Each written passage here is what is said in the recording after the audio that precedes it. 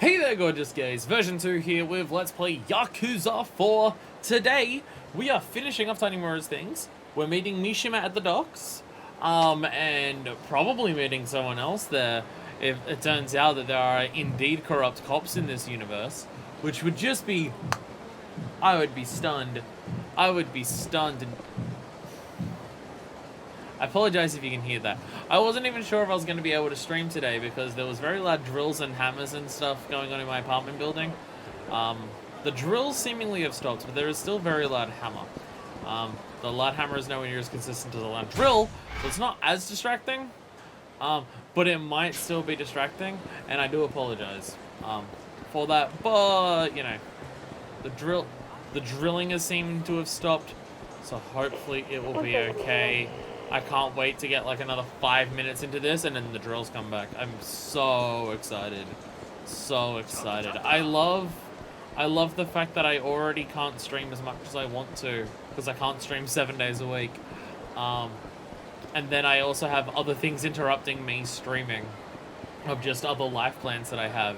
And then on the day that I can stream, it's just like...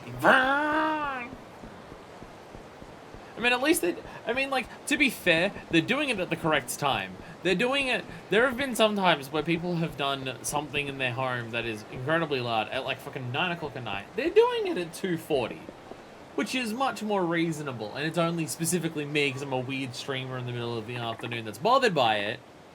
But still. But still. How dare they?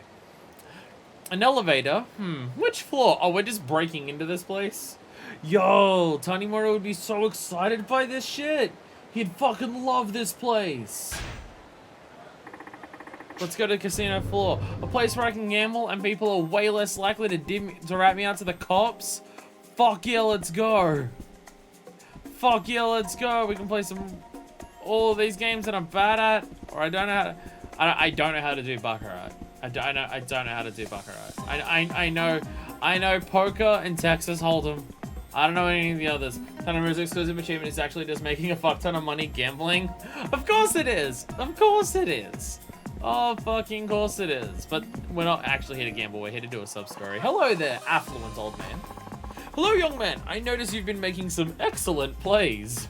Yes, definitely, all of the excellent plays that I've done here so far.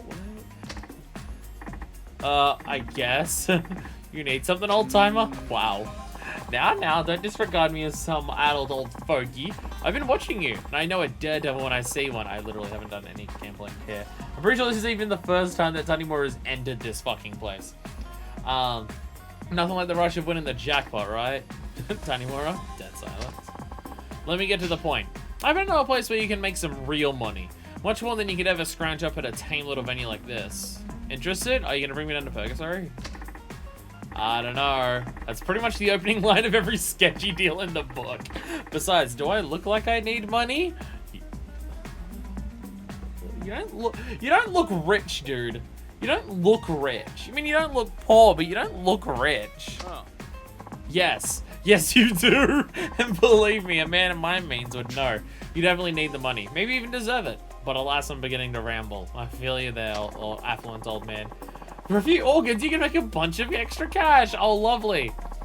Lovely. So let me give it to you straight. My game can earn you 3 million yen in one go. All right. Okay. I'm glad that we're back to Yakuza sub-stories as scams again. That pique your interest? I'll say it again. Making tiny bets here will get you nowhere. 3 million yen for one game? Yeah, that's got to be a scam.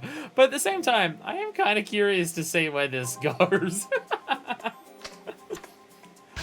Fine, I'll hear him out, as stupid as idea it is. So I can really make 3 million, huh? Yes, that's right. I wouldn't lie. 3 million yen for one game. You may be young, but I like your spirit. That's why I decided to give you this opportunity. But if you're not interested, just say so. Now what's it gonna be? I'm still not convinced. What should I say to this guy? They're asking me to confirm it an awful lot. I'm in.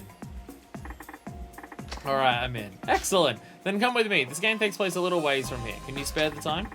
As long as you spare the change.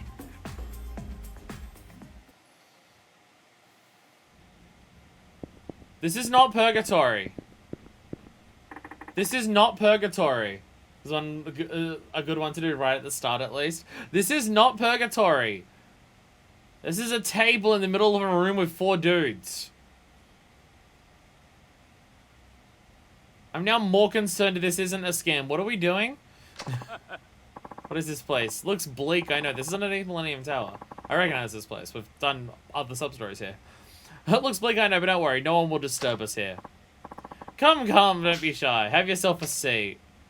What have we gotten ourselves into? What is this game exactly? Nothing good. Nothing good. Patience, patience, my son. For our game, we'll be using this, don't you? Fuck! Fucking shit, fuck! Fucking shit, fuck shit, fuck shit, fuck. I'm scared. I'm scared and terrified. Ever heard of the Firearms and Swords Control Law? It's still a thing, you know. Tanimura, we're in Kamurocho. You're a liar. You're a liar that's a thing here. You're a fucking liar. Your taunt is desk pups. Come on, bro. That's hilarious. You probably figured it out by now, but the game is, yep, there it is. There it is. Russian roulette. I'm terrified of what the concept of shaming Russian roulette is. The chambers hold 6 bullets, one of which is live. What the fuck? What the fuck? What the fuck? Yeah, if you shame this, Tanimura just fucking dies. He just fucking dies, and you just cut to the next character. It's a shame on the main story, too, because you don't even get to finish his part. We'll take turns pulling the trigger. If you survive, you pass the gun. If you don't, then you'll just pass away. Stay alive until the end and you win the 3 million.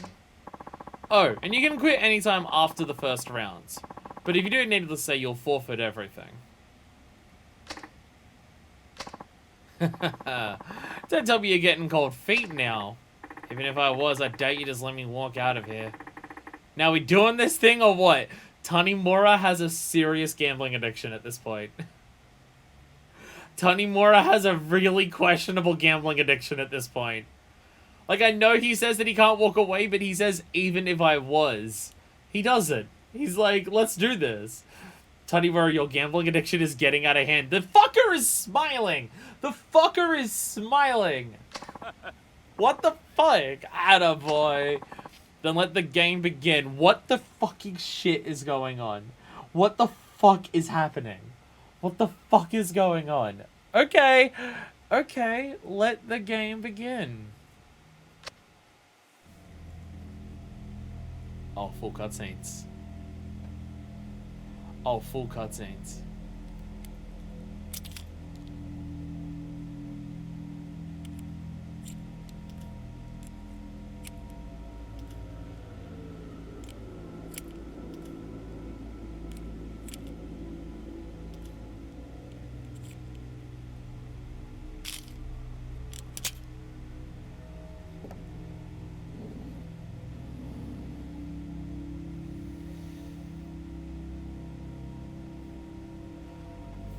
Fucking hell.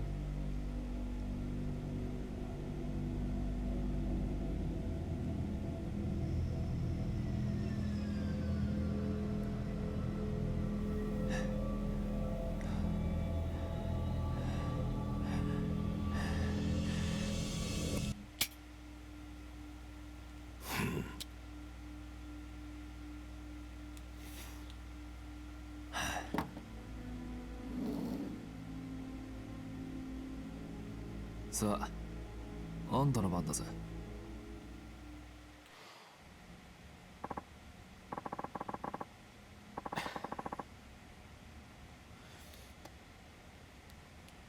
So it's a good thing that Tanimura is sitting in a chair, because if he wasn't, he'd be falling through the fucking ground due to the sheer weight of his fucking balls. What the hell? You really are a brave kid. Not a hint of nervousness. Or maybe you just failed to realize the gravity of your situation. You could be knocking on death's door. You look pretty smug yourself. Does that mean the older you get, the less you care about dying? By the way, this panning shot of like through the fucking bars, like through the mesh of the fence is great. Hardly. Put simply, I've accepted my decisions in life, and I know what fate is coming to me. So why should I let a silly game like this bring me down?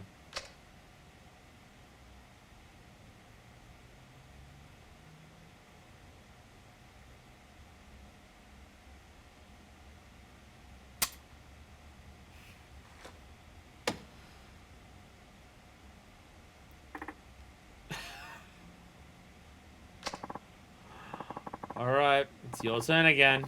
What'll it be, boy? I imagine backing out is shame. Or we're just gonna fucking die. And this is the last you get the money. Don't even easy! Not even possible. Oh god.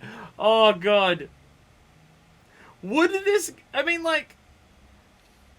I'm trying to think, would this be the type of game where you can actually just fucking kill yourself right here? And just like, oh, you died. Reload to save, dickhead. But I imagine backing out is also shame. We've got to embrace Tanimura's gambling addiction. I'm in. I don't like choosing that option, but I'm in. I'm still in. That's more like it.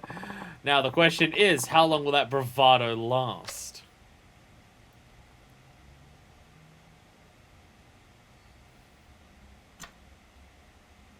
Oh, what are you doing to me, video game?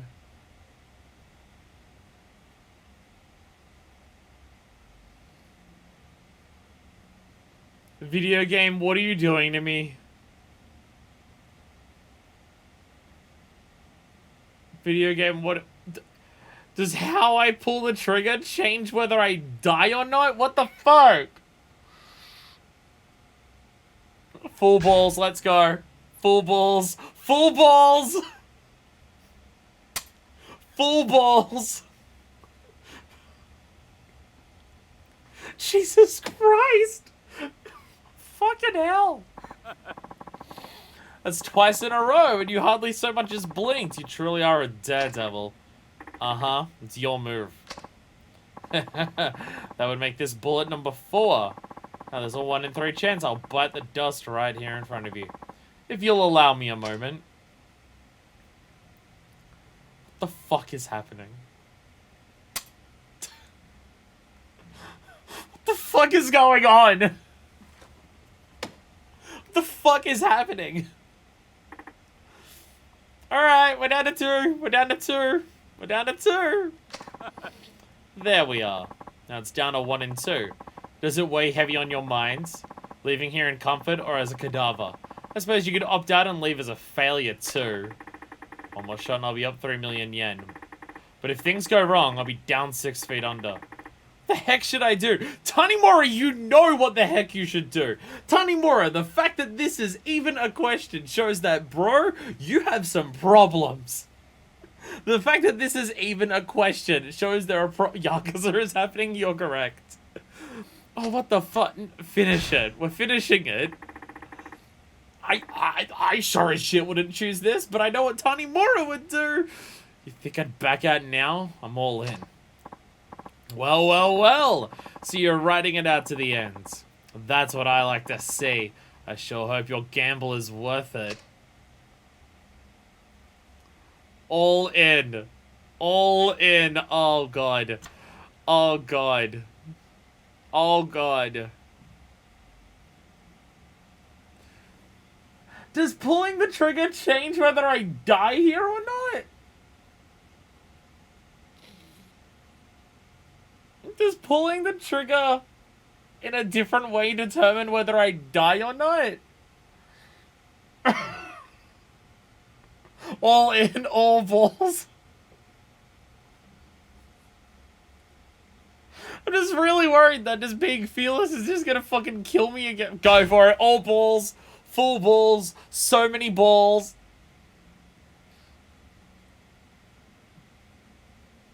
Fucking hell. Like, I actually don't know if the game will just kill me here. Because it 100% could. It 100% could just kill me here and say reload to save, dickhead. It 100% could do that.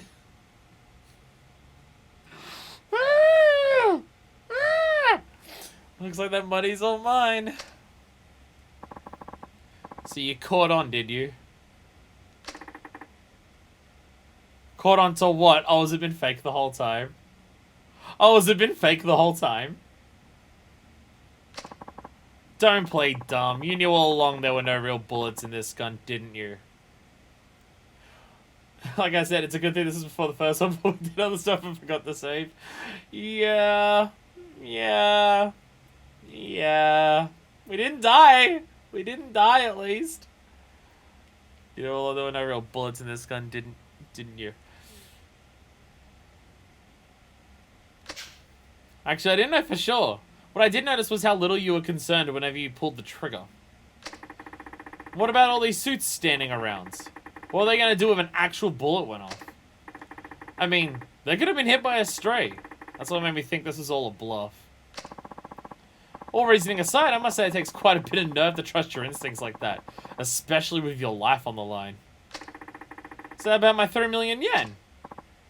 Yes, here it is, as promised. Do we actually just get 3 million yen? Do we actually just get 3 million yen?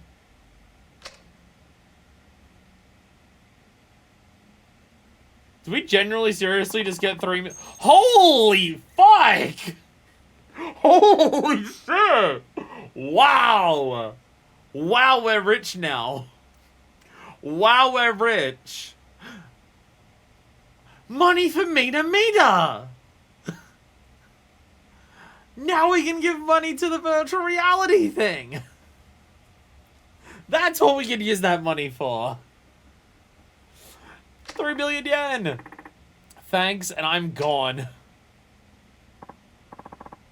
Oh, and guess what? He's just gonna shoot me.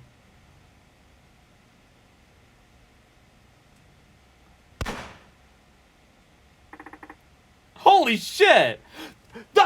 This fucking coward pussy fucking... Go over and punch him. That fucking coward pussy bitch. That fucking coward bitch. Turns around. No, he's about to die because he's on the final shot and goes...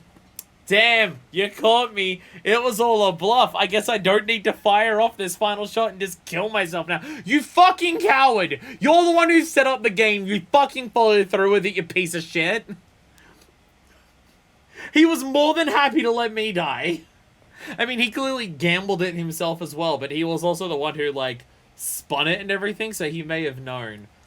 Like, or may have, like, been aware of, like, which, bullet it landed in stuff. He set up everything and stuff like that. But you fucking coward. Die, you piece of shit.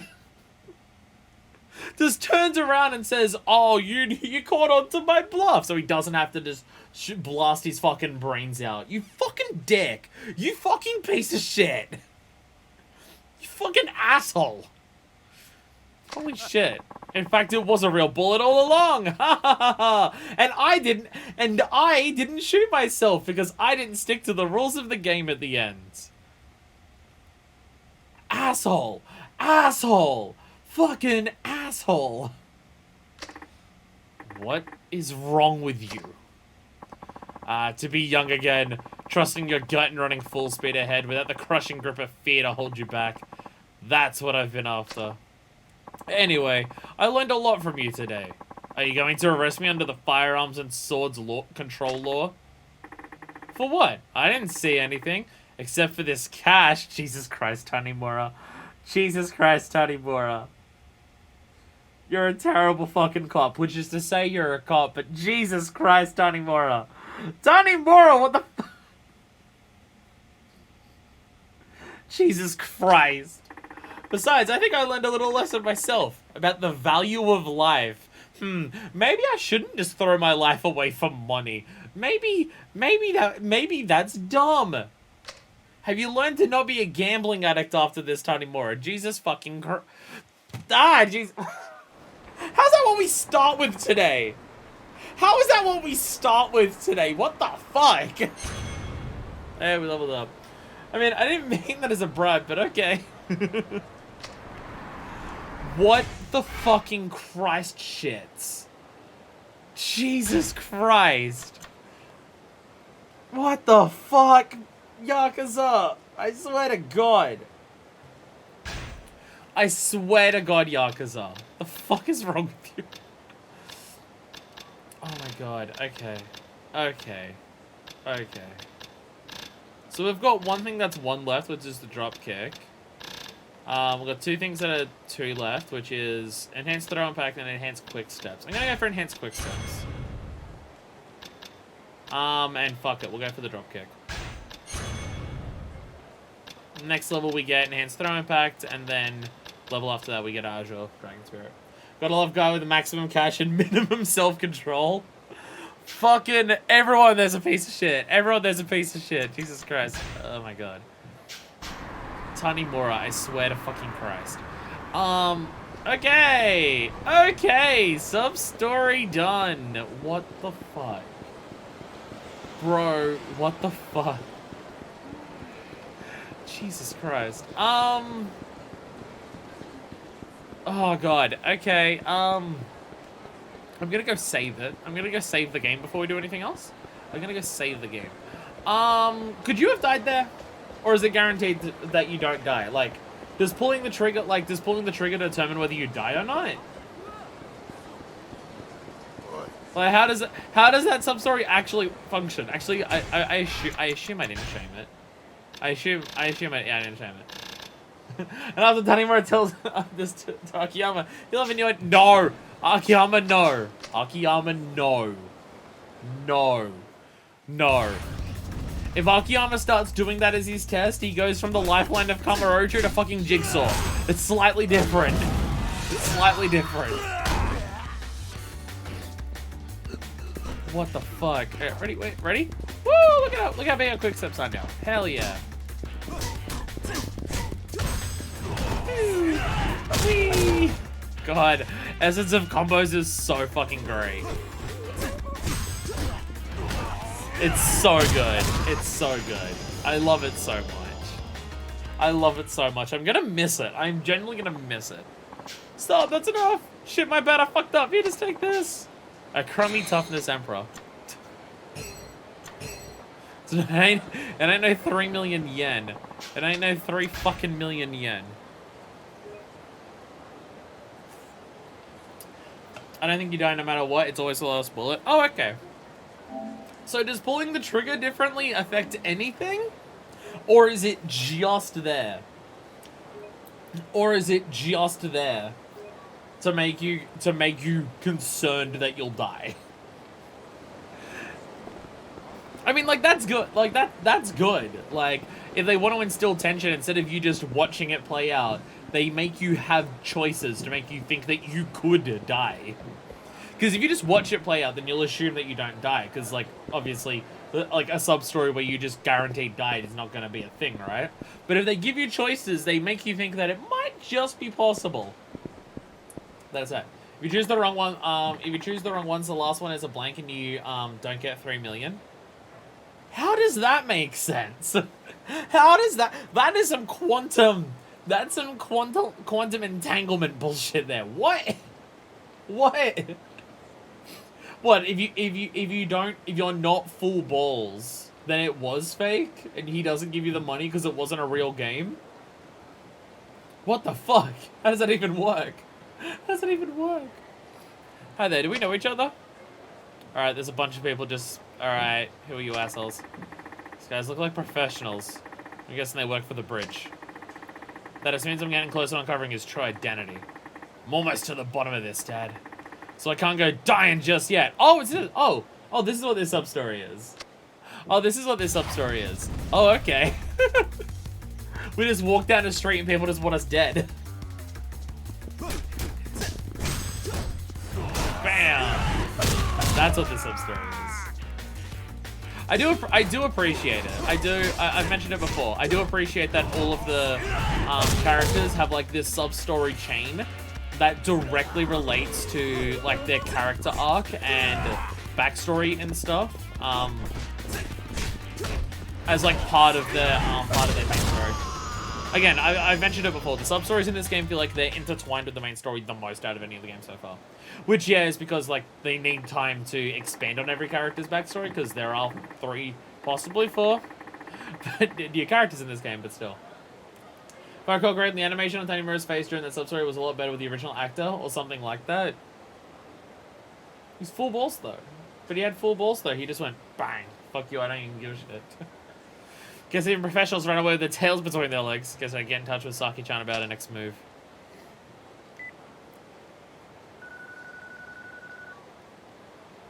Ah, stupid neck. Machan, I was hoping to hear from you, sweetie. Are you finally calling to ask me out? I appreciate your good humor, but there's no time to joke around. We need to talk about bridge. Oh, you're no fun. Well, okay. How about we meet up at Sherlock again? And Sherlock it is. I'll see you there. Tanimura looks pissed. And then you just see his face just pop back to not furrowed brow. He's doing his best Kiryu impression there. Just constantly walking around just... Surely that's got to hurt Kiryu over time, right? Surely Kiryu just constantly being like this has eventually got to start hurting, right? It's like, I just thought in the session, hey, how you going? Want to go out for drinks? Oi. Get away from me. Get away from me! You know, with this 3 million yen, I could probably do some pretty fucking chunky upgrades for the IF7 thing. Or whatever it's actually... It's not even down there. It's underneath Millennium Tower. Or however... honestly, because we didn't even touch on it with the other characters, we've only done it with Akiyama. I don't even remember how it works. But I do distinctly remember needing to chuck money into it. And I don't know how much we need to do, or whether we were told that, or even how any of that functions. But yeah, now that we have 3 million yen, it will make that process a hell of a lot easier. You're late. You know you're not supposed to keep a lady waiting. Heh, sorry. I ran here as fast as I could. Just because you're always here drinking doesn't count. So that's what Yabe-san left behind. You're right. I'm afraid that alone won't be enough to catch our man. And here we were so close. Alright, I'm gonna need a reminder. What did Yabe-san leave behind after... I know he was one of the people who, like, Yabe-san was the one who, like, wrote a story on this and then died, right? What did he leave behind? My memory is falling apart really badly for remembering Yakuza stuff. Sorry, it's just I'm playing Yakuza at the same time as fucking Final Fantasy XIV and Fire Emblem Three Houses, and those games, it's so hard to remember backstory because it's all fantasy stuff. So much of my brain power, all of my limited brain power I have for memory is gone towards those, and it's falling away from Yakuza, and I do apologize. Isn't there anything we can do? Just throw money in the meter until it makes things better? Exactly. Exactly, it'll be fine. It'll be fine. Amon won't abuse it again, it's fine. I could always infiltrate the syndicate and scope things out. What do you say to that? I'd say it's too dangerous. Oh, please. All I'd be doing is working my magic as at an affiliated venue. Besides, now that I've seen the documents, wouldn't you say I've passed the point of no return? I get that, but what would you even do? I'll masquerade as a hostess. So we took my way right up to the big bad bridge himself. How well's that gonna work, Paulie? I don't know about that. I have a little faith. With enough makeup and the right dress, I could be a perfect fan for talent, you know it. Well, you certainly have the charisma. Alright then, just don't do anything too crazy. Yeah, you found some special inside info on the smuggling ring. Yeah, I remember that he wrote something about it. I just can't remember if there was like specific details other than just here's some things that suggest he did it, but no like concrete proof.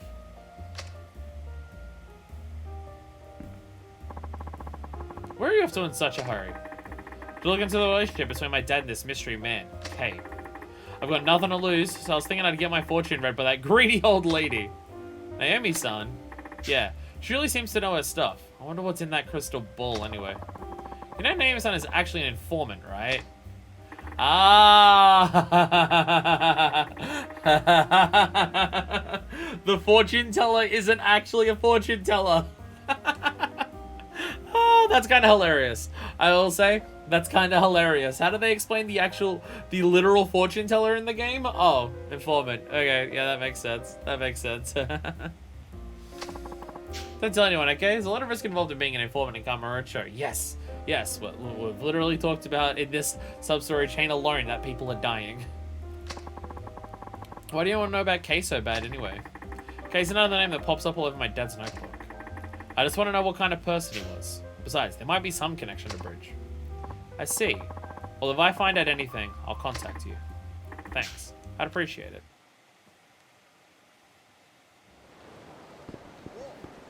Turns out Kay is Katsuragi! Ah, shit!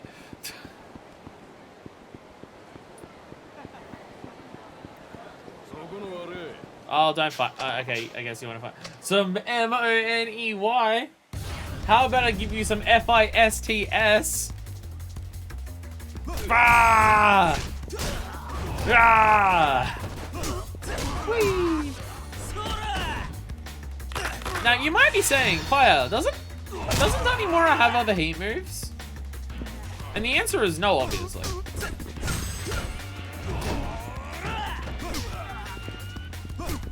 Okay, he probably does. I don't remember what they are. I don't remember what his revelations are. I don't even remember what Tanimura's revelations are. So let me look at that, because I've been doing nothing but Essence of combos for like fucking million years now. What are his other ones? Oh, right, the grabbing one. The grabbing one is sick. Yeah. Oh, Essence of Ball. We actually have a mastery we can unlock. Oh, Essence of Ball and Chain. Arm grab one. Okay. Oh, and skull crushing. Grabbing an enemy from behind. Okay, it's all grabs. It's all grabs. Okay. Yeah, we've got all the other ones. We've got to do ball and chain then.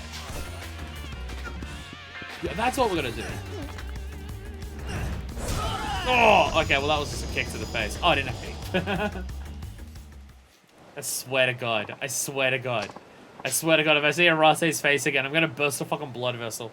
Now that I've said that, he definitely will show up, but still. I was gonna make a joke, but I realized his name does have a K.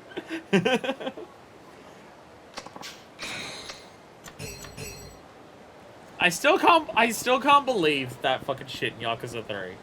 Like, how many times did I mention Arase in Yakuza 3? Because it was a weirdly high amount for him to show up later on. Fucking, oh god. He mainly just came up because gun combat was so different in Yakuza 3. Because, like, you know, just everyone who has guns in Yakuza 1 sucks to fight and they're annoying as shit. And then so just every time someone came up with a gun in Yakuza 3, outside of Arase and, you know, the Amon that stole his fucking fighting style, every single time that someone came up with a gun, all they do is a single shot. They might dodge to the side and then shoot you if you try to punch them and stuff like that.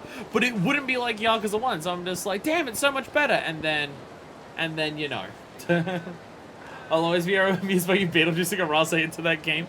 It's, again, he came up so frequently, but just because it was always just, I'm glad that gun users in this game aren't annoying like they were in, like Arase was. And then, ta-da! Shows up literally the arse end of the game. Ah, Jesus Christ. Hey, you guys, you're getting in the way. Go away. Looky here, a little punk with a big mouth. You want to be on the bad end of a beatdown? How are loitering laws real? How are loitering laws real? How is that an actual thing that is considered a crime? Whee! See, that feels like it's meant to have something at the end, so it'll probably make more sense when we actually get it. I mean, if you want the answer, yes, I do know why loitering laws are real. It's because the purpose of policing society is to control the public and stuff like that. And anything that enforces that is what they'll do. I'm aware. But it's still fucking absurd. It is absurd. But it is still frankly fucking absurd that they're real.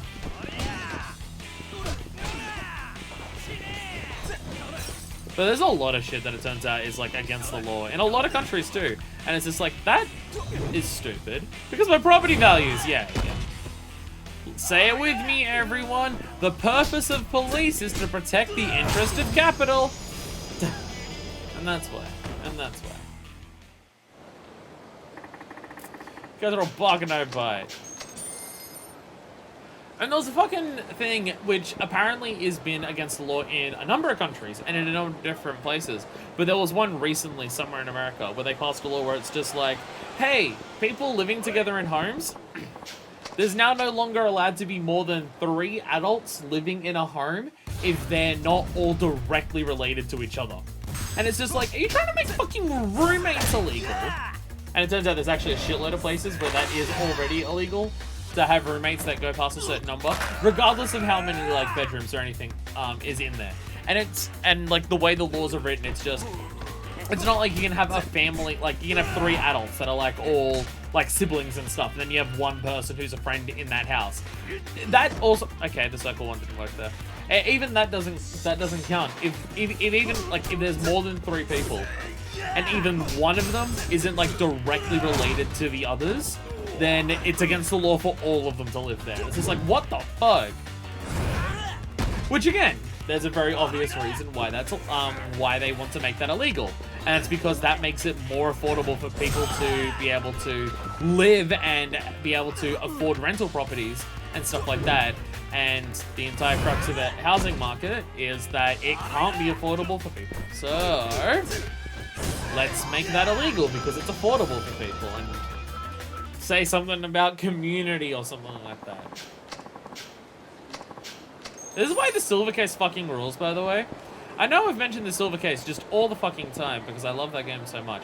This is why the silver case rules, because like, I don't even know if it counts as a spoiler for the silver case because I don't even know how you spoil that game, given what it's like. But spoilers for like a thematic element of silver case, which comes up very close towards the end of the game. A big part of like the thing in the silver case about like how like the villains and stuff orchestrate all of their things is to do with city planning. Like they formed the city and wrote the laws and like designed the place in a way where they could have absolute control over it. Like city planning is the big crux behind like the villains, everyone with power, of like controlling the city and stuff like that. And it's just like, damn, that's a super fucking like honest and real thing for a video game to discuss. Holy shit. Silvercase fucking rules. Anyway, let's go to the fortune teller. Hello there, fortune teller. I knew you would return. Hello, Miss Information Dealer. The game's still doing that thing where whenever it has titles and it has the dot after it because it counts as a pause, it waits till the end of it.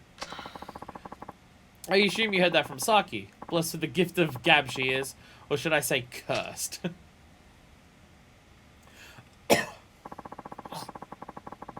It was a detective by the name of Yusuke Kaga who was inquiring into your father and Bridge. Kaga?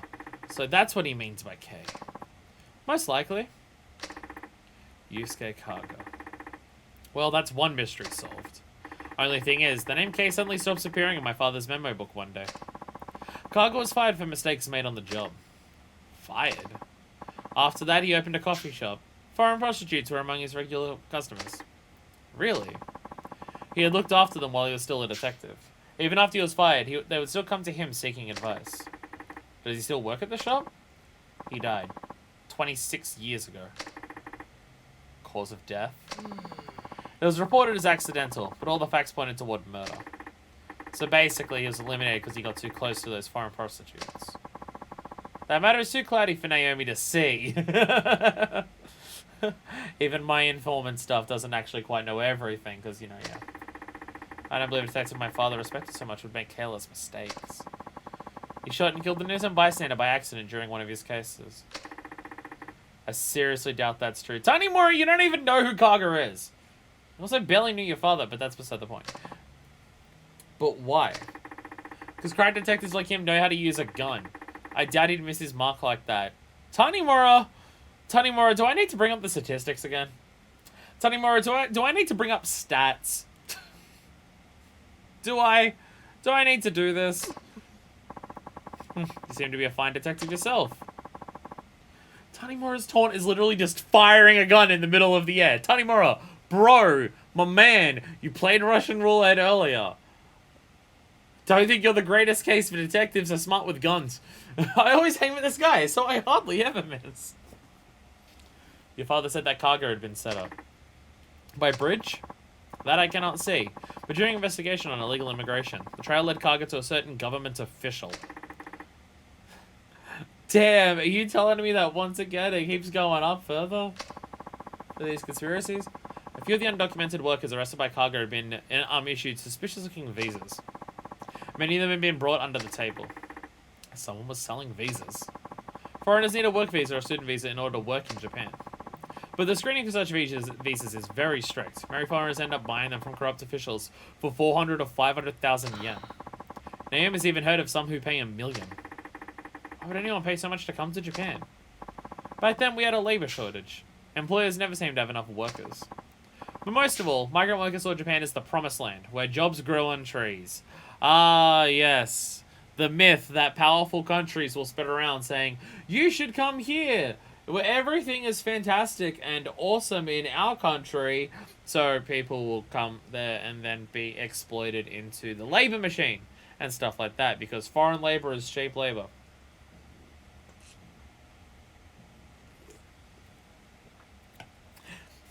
And then they secretly make it very difficult to get into the country on purpose, so that when these people do come here, because they're there illegally, they can be exploited for their labor even more so. It's almost like it's all part of the same system. So Kaga suspected the government official of receiving money for issuing illegal visas. Exactly. So who was this official? Naomi does not know for certain. However, it may very well be Bridge. Yeah.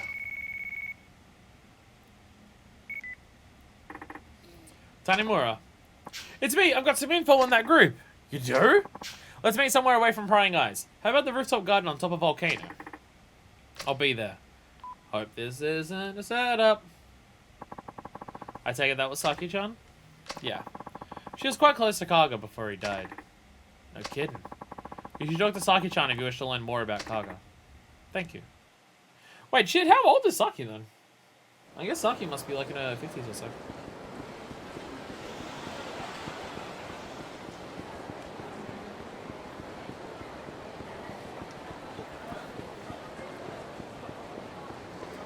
Yeah, do you mean to tell me that this conspiracy that's in this game was actually from a bunch of people in positions of power to try and exploit the people at the bottom? Haven't got the stream in a while. Shit happening. Hey, Valen. You missed Tanimura almost kill himself. Fucking wild. Some wild shit's been happening today. You missed Tanimura almost kill himself. And now we're investigating to see if there is a government official who has been funneling in workers into the country under the table for the purpose of exploitation. Would be stunned if that would happen. Absolutely just fucking baffled. But welcome to the stream. Glad that you could make it. Because now that with daylight savings, I'm streaming even later for everyone else than before. It's probably like fucking 4 in the morning for you or whatever it is. Meeting place Saki-chan told me about. Should be around here somewhere. There she is.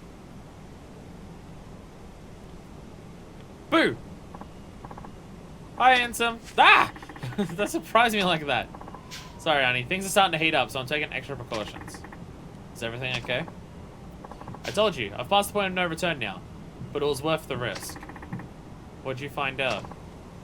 Sugawa. He's the man behind the fake marriages, counterfeit passports, shady recruitment strategy, and just about everything horrible under the sun.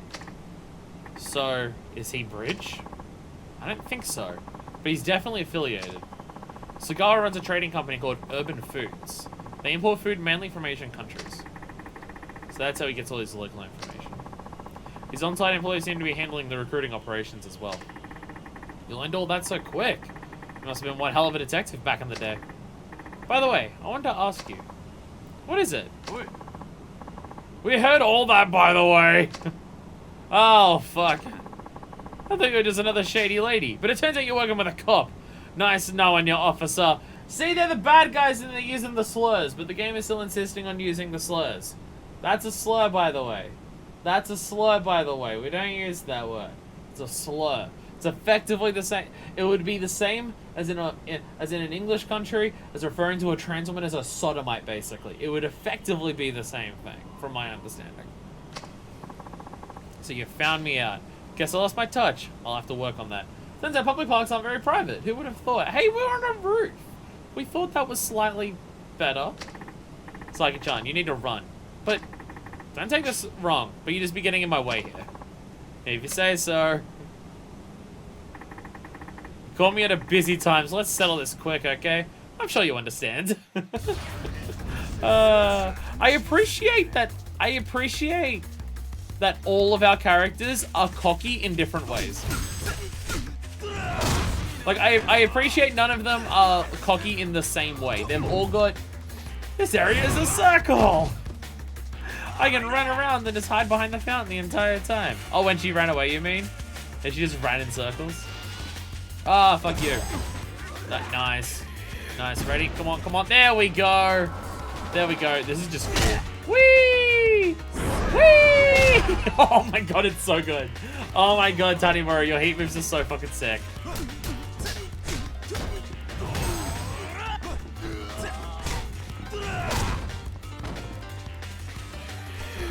Again, it's come up before, but it's just like, he is just so different. Like, the other characters are different, but Tanimura is just the most different. It's so sick. Oh, are you throwing grenades at me now? I'm running away, going back into the dudes in suits. Don't worry about it, it's fine. It's fine, don't worry about it. Oh yeah, I have a dropkick now, don't I? Out the window we go! Woo!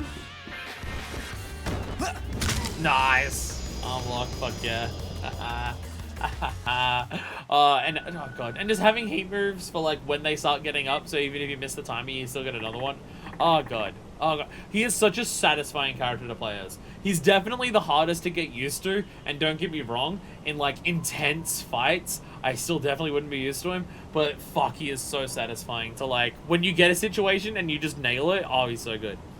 Out of these two characters, which is your favorite? You're asking a very hard question there. They're all fantastic in their own ways. All of them are fantastic in their own ways. Like, I honestly don't know if I can tell you. I really don't. I really don't. Like, my brain would lead towards Akiyama, but that may just be a bias because he's so fucking hot. Saki-chan, are you alright? Whew, haven't run that much in ages. Oh, you'll live. Now where's Sagawa's company, this Urban Foods? I'm going after him. Don't you think you're rushing things just a bit? We've already been targeted by hitmen. If we don't have fast, we'll only be leaving ourselves open to more danger. It's time to go on the offensive. There's that youthful optimism shining through. Alright. Urban Foods is in the building with the information booth on Supon Street. Don't take them lightly. Supon Street. Got it. I know what the information thing you mean is, but I'll go down there. But I'll head down there. And it just teleports us back down here. Sick.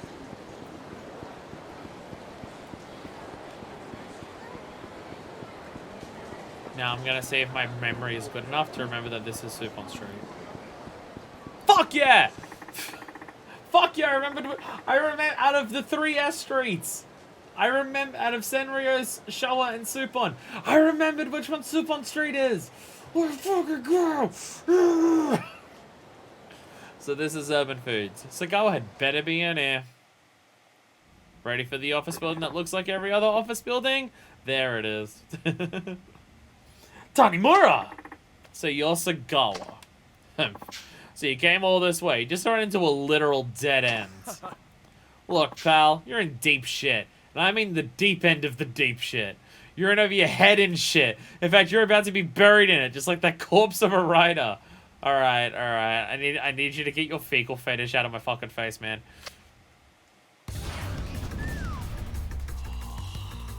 Are you actually fighting us as well? Or are you just sending your goons after us? No, you're fighting us as well. Alright, alright. 6 people to fight in a very enclosed space. This is either Tanimura's best or worst situation to be in, depending on who you are. Depending on how well you go. Best or worst? I just found out what that word shit means. Shit, man, I love that shit word. Let's fucking go. Oh god, it's even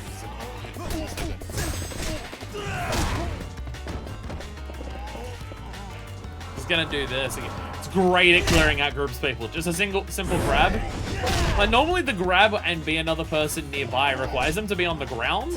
But nah, not in this case. Oh god. And I can actually throw people away with him.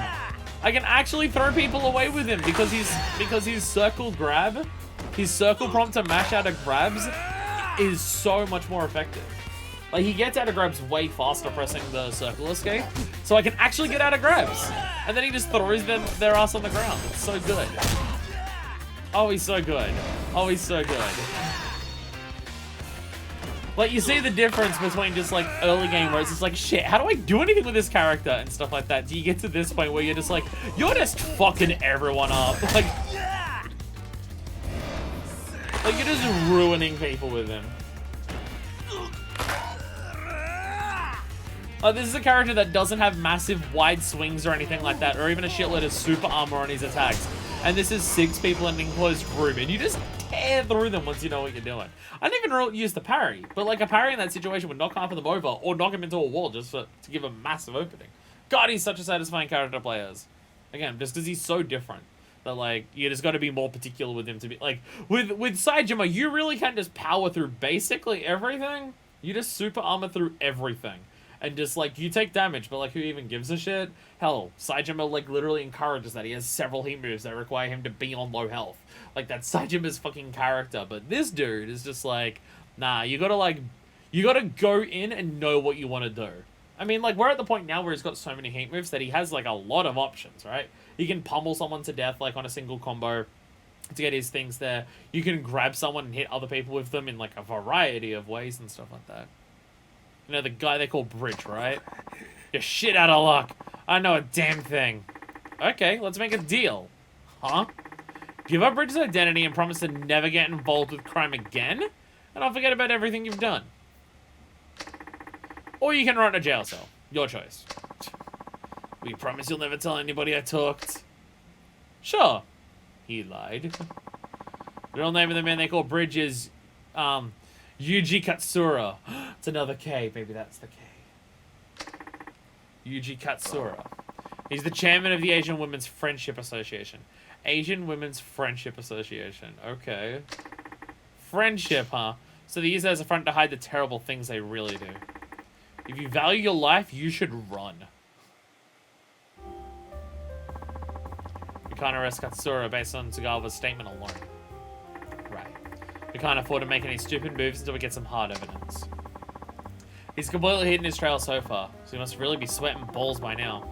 A man like that can never let his guard down. I meant to ask you this before, but I heard you were close with Detective Kaga before he passed away. What? Who told you that? Naomi, who else? Oh, did she? Oh, she did she? Words hard. Could you tell me more about him? I helped Kaga-san out after I quit my detective job. At the cafe he ran? Yeah. I used to counsel sex workers that came there whenever they had problems. But then the syndicate found me out. How? Kaga-san. He was involved with them too. Was he on their payroll? Possibly. If he was, then why would they kill him? Because he fell in love with a certain woman. One of the illegals? Yes, a woman from Thailand. They killed him when he tried to help her escape. But you never sold yourself out, and you're still helping immigrant women. There will always be women who find themselves in trouble. Somebody has to be there for them. Dang, you're a true hero. Don't you mean heroin? Haha, right.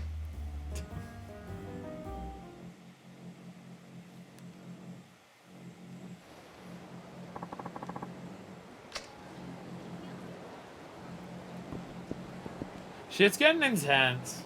And by the way, look!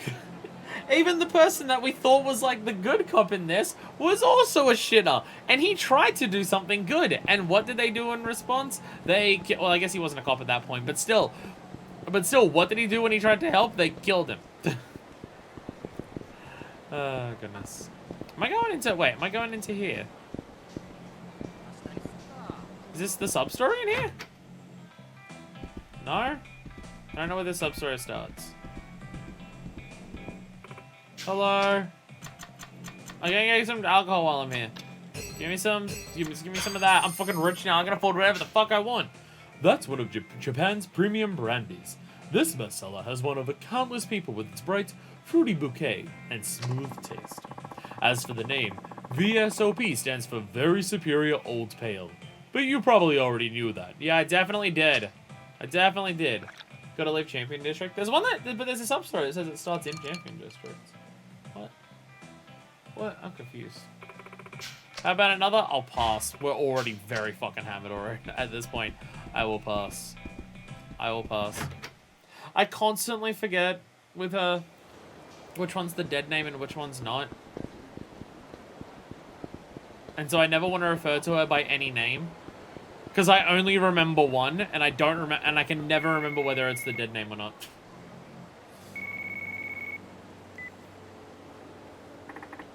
The drill is back, by the way.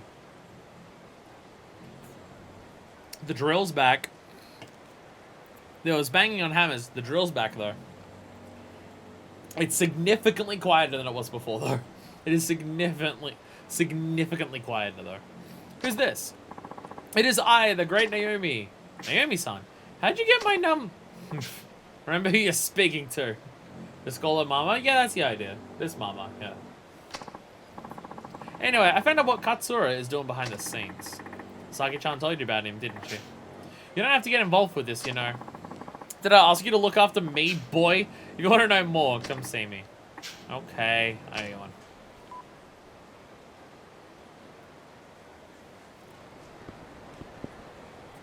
Oh, the sub-story marker that was there is the same one as this. Oh, okay.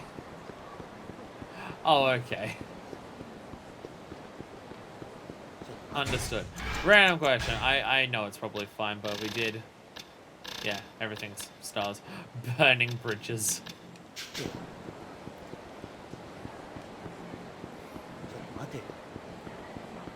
I was gonna shut up for a sec.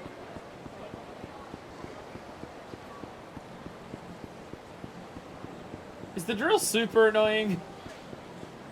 I do apologize. I do apologize. This is what I was worried about. Like, I wasn't using a drill or anything, but like, I was worried enough building furniture in my place. Because everything I got was just like IKEA or cheaper places flat packs. Everything I got for that, for most of my furniture in my place was just that. So I was worried about putting that together. I can hear it, but it's not super noticeable. Kind of blends with the background noise of Kamurocho. There is a lot of construction going on here. Just pretend it's Kamurocho Hills. Or fixing up one of the many, many, many problems of Millennium Tower and the 6 trillion explosions it's had. I love exaggerating it. I love exaggerating how many things it's had. General Buzz, hard tell if it's not like my computer or something. Okay, okay. It is a lot quieter than it was before. Like, I did a test before and Denji said that it was like kind of background. And it's at about that volume now. But there was a point like right before I started just before I started streaming, like half an hour leading up to it. I was half an hour delayed on the stream because it was there, and the drill was so much louder. So they might have been doing a wall that was like closer to mine or something like that. It's incredibly distracting on my end. It's hard to keep my thoughts straight with it going on because it's incredibly loud on my end. But yeah, given that it's like a low vibration through the concrete kind of thing, that probably doesn't pick up a ton on the microphone. At least nowhere near as much. Okay. I gotta keep doing the grab one. I gotta do the grab one. We don't have the grab one mastered. I gotta keep doing that one. Please forgive us, we're very sorry. I have enough money for a drink or two. Take this. And everyday salmon royale with cheese. Yeah, I'm just looking at my items there. Just realizing I still have dog shit items equipped to him. I still have dog shit equipped to him. Actually, that ended up being better anyways. I don't even have proper items for him. I could go buy them now, but I'm definitely... I've already forgotten what this... Oh, no, I'm seeing Naomi. I was about to say, am I going to a building? No, I'm seeing Naomi. Which she is in a building. But I was like, was this a specific one? Yeah, I'm definitely saving this money for the virtual reality. If that's something that we do before we end the game, having this money will absolutely help. I don't know if it'll be enough to finish it. It better fucking be, but... Yeah. Either we can either worry with that today, if we have enough time to kill before we finish off Tanimura, or we can wait till the finale, and stuff, and then just bump it into there. I knew you would return. You keep saying that. You literally... You called me here. Of course you knew I'd fucking return. Saki-chan's here too, huh? Well, you might as well just tell me about Katsura. The Asian Women's Friendship Association was merely a front for Katsura. What do you mean? He was using it to connect with various Asian political figures, and then profit handsomely from Japanese overseas development assistance. We're taking on something that's very, very big here. But on associations like that non-profit, he contracts all the work to companies run by relatives. That's the louder drill. That's the louder drill.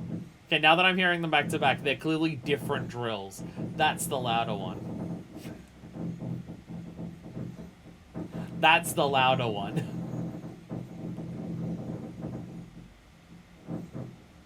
There it is.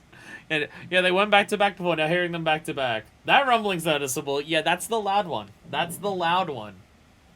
That's the louder one. That's the one that was going before. There it is. There it is.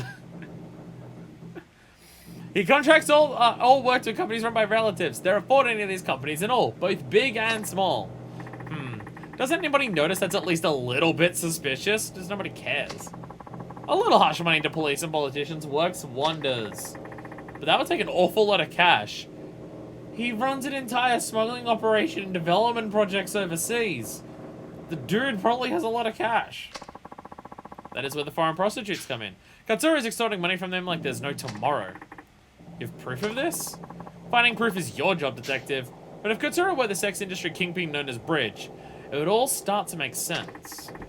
So he's behind a banner of compassion, while secretly exploiting immigrant women. The problem is, how do we get close to Katsura? I have an idea. Do tell. I'll simply call the association and tell them I'm coming to see Katsura. Then, you'll wait for a hitman to show up and try and stop you? Are you putting yourself at an unnecessary risk? What choice do I have? I need some way to pick up his trail. We can lure the hitmen out around here? Too crowded. They only ever strike where there are a few people around. I'll let over to Pink Alley after I call. That's where the attack will take place? Yup. Can I count on you for backup? Leave it to me.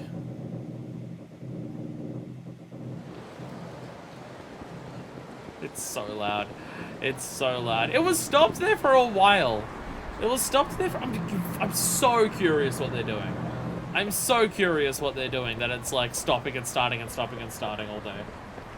I say all day, it's been... Actually, no, it started like the moment I got home. So it's been going for close to like fucking 3 hours now, at bare minimum. So like, damn. Damn. Oh, it stopped. Like, I assume that they must be doing, like, a full renovation of, like, a room or a place or something. Given how long it's been going for. Although, with all the drills and stuff, what the fuck?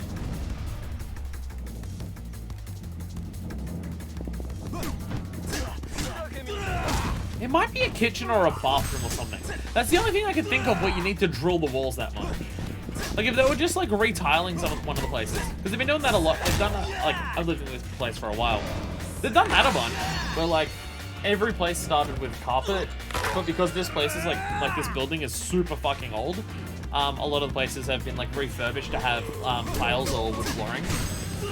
But I would feel if it was that, it wouldn't be so loud. Like, they wouldn't need drills for it, surely, right? So it's gotta be like a kitchen or a bathroom. And they're like redoing the pipes and shit. Because that sounds like they're drilling through the fucking concrete. Dropkick! I said dropkick! There we go. Right in the fucking face.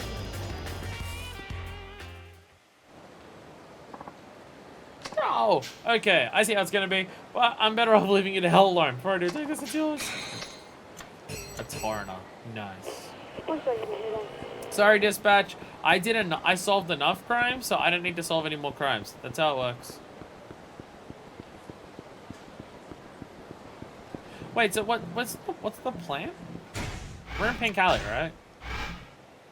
Oh, Pink Alley also constitutes where Kyushu is. Oh, okay, I just had to walk a little further. They're trying to hang up some shelves, but are really bad at it. Really bad. Oh, it's so loud. I can fucking feel the vibration of that at some point. Jesus. Yeah, I guess they've got to be doing like a bathroom or something, and just like drilling holes into the walls for pipes and shit. That's what it's got to be for it to be this fucking loud. Because like the entire building is fucking concrete as hell walls. So it's got to be just that. Jesus. Come on, guys. I know someone wants to kill me. This would be the perfect place. There it is. Hey, you want to try and kill me? Here you are. Right on schedule, boys. I just have to lure you into a dead end and we can go from there. Yeah, let's go! Run away, Tanimura! This will go fine, because I'm definitely fantastic at chase sequences. Oh, thank God I didn't have to actually do it. Thank God I didn't have to actually do the chase sequence. You have any idea what we're about to do? That's my line. What the? You know, pedestrians, you just have to walk away because stories about that happen soon. People in Kamurocho they just have a, fucking some bullshit's gonna go down radar where they can just tell, like, they just see people in the way they're standing around each other and they're just like, I'm not getting involved. I'm not getting involved in this sub-story. I'm walking away. With how many fucking happen? Heavily. What the? Say your prayers, bitches! There's no escape now. Leave this to me, Saki-chan. As for you idiots, hurry up and bring it. I don't have all day here. Is this that much of a dead end? This has 2 exits, this place. Saki's one person. You're not even guarding any of the exits. The random pedestrians who are into watching fights in Kamurocho are guarding the exits. Saki, you're not even guarding any of the exits. I figured an exit to block them off would be like, I don't know, the dead end that's in Champion District, where it's a very narrow hole, alleyway outside of it. I figured it would be more like that, right? Not this spot where there's 2 open pathways and it's relatively open. Yo, let's go! Yo! Oh! Oh!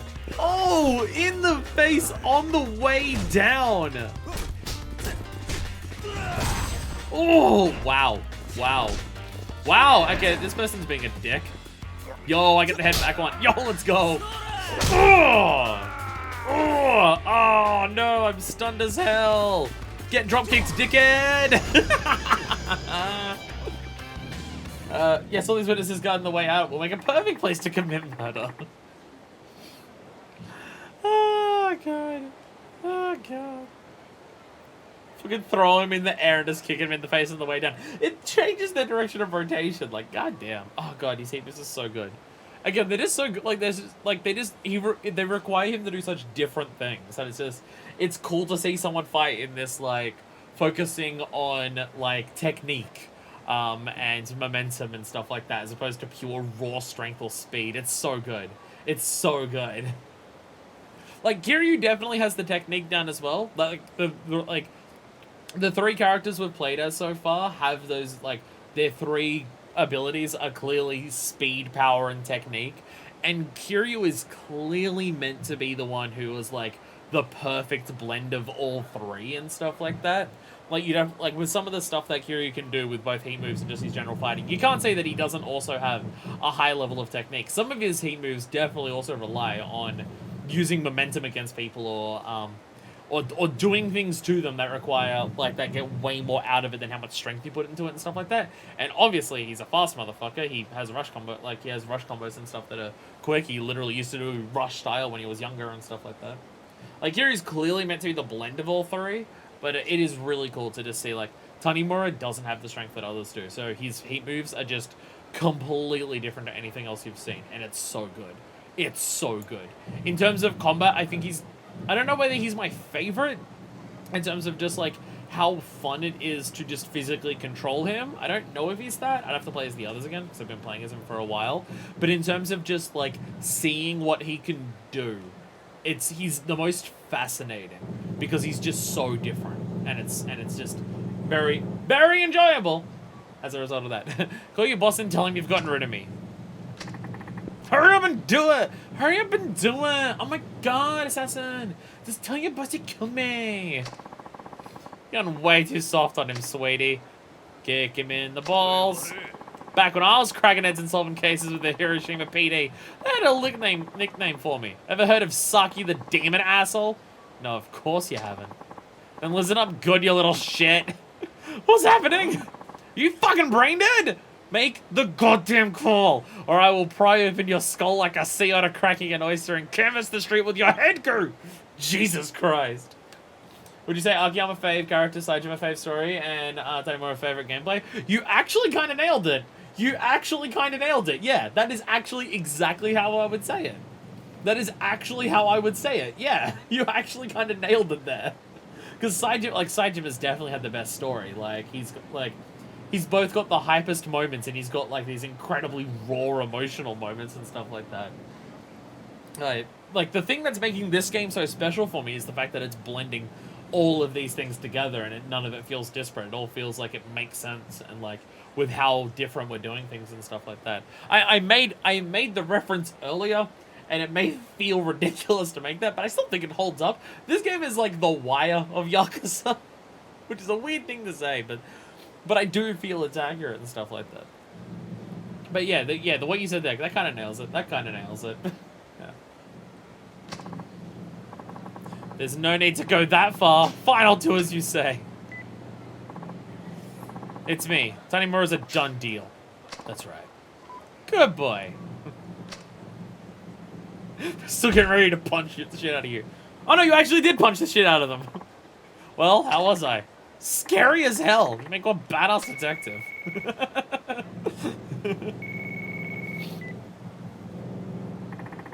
I'm so sorry for the drills. I was considering not streaming today because of it, but then it went for a while without it, and I'm just like, it'll be fine. And then the start of the stream, there wasn't any, and now there's this. And I just hope it stops before we get to the actual continuation of the actual fucking story at this point. Tanimura here. I have some information for you. What? Next Monday, Katsura will be holding a symposium in none other than the Millennium Tower. And would you believe it? The name of the symposium is Empowering Asian Women. Katsura is apparently finishing his preparations there as we speak. It's rare for him to be out in public like this. Perfect. Then this is my chance to take him out. I would exercise extreme caution if I were you. Appreciate the tip.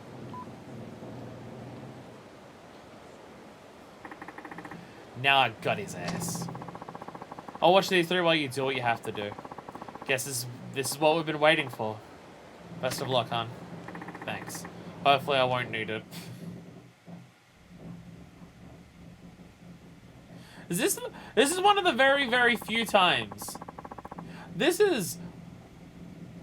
was about to say, are we waiting until the day of the symposium? I was about to say, if we're waiting till the day of the symposium, this is one of the few times that, like, they're actually addressing how much time is passing in sub-stories, but they can't do that because you can do it between the main story, which is clearly meant to be, like, in, like, a space of a couple of days.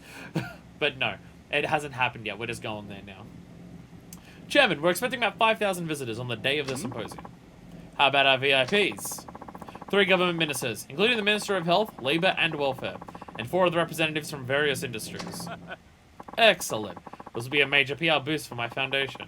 Nothing like a couple of men with money to run the Asian Women's Friendship Association, wouldn't you say? Katsura! Masayoshi Tanimura, Community Safety Division, Kamurocho PD. Any of that ring a bell? What the devil? What's wrong? Did I scare you? You look like you've seen a ghost. What is this nonsense? I don't have time to play games here. And playing dumb won't help either. I was almost killed several times thanks to you. You're delusional. Sad to see the force hire detective who suffers from bouts of paranoia. Think I'm lying? How's this for proof? I got this phone here from one of the menus sent after me. Watch what happens when I try to contact the guy he called to report the hit. Ah, dumbass. Fucking dickhead. Stupid piece of shit. Finally tracked you down, Katsura. What should I say, bridge? Oh wait, he used a burner phone. You telling me this motherfucker didn't use a burner phone? Hey, he's too cocky for that. He didn't think you'd need one. Why, you hurry up and silence this fool.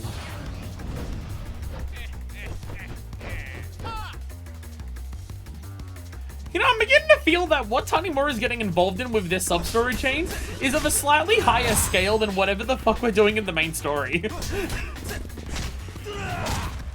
Is anyone else getting this feeling? That the stakes here are slightly higher than the main story at this point? I mean, you can even say the same. You can even say the same with his with the training that he did. Like the training that he did with Nair was basically the same deal. Where like what we're taking on is just at such a high level.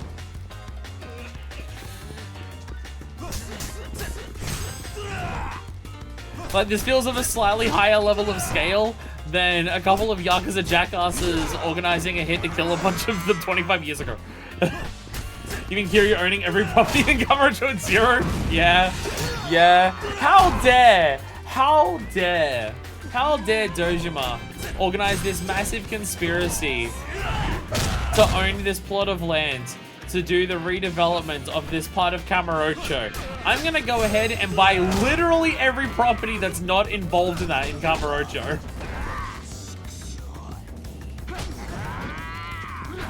Dumbass. Oh right, we have the. I forgot we had the parry on heat. Sorry, we have a heat move on parry, don't we?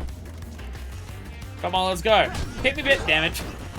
You had to hit me on one of the times when I wasn't actually doing anything, didn't you? Dickhead. Come on, hit me. I dare you. Lol. Oh, fucking. The parry is. The heat move for the parry is incredibly quick.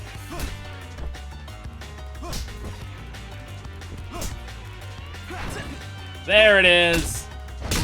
Oh. Woo, woo, woo. Spin him the hell around. Oh. Oh yeah, their face gets all fucked up. Oh right, yeah, the parry off the end of that ends on. And actually, we have parry in arm grabs. We can do it if we have enough heat. We can do parry into heat move to arm grab into immediately doing a heat move again on them that we've now mastered. Shit, we can ruin people with 2 heat moves in a row just instantly like that if we get enough of it. So you can tell this is of a higher scale because it's 1 more year ago than what the actual main story is. 26 years ago, you murdered a detective named Kaga, didn't you? And? What about it? He was one of your own, wasn't he? Why'd you have to kill him over something so trivial as running away with the woman he loved? So come any closer! Tanimura, this is when you just start throwing fists immediately. This is when you throw fists immediately.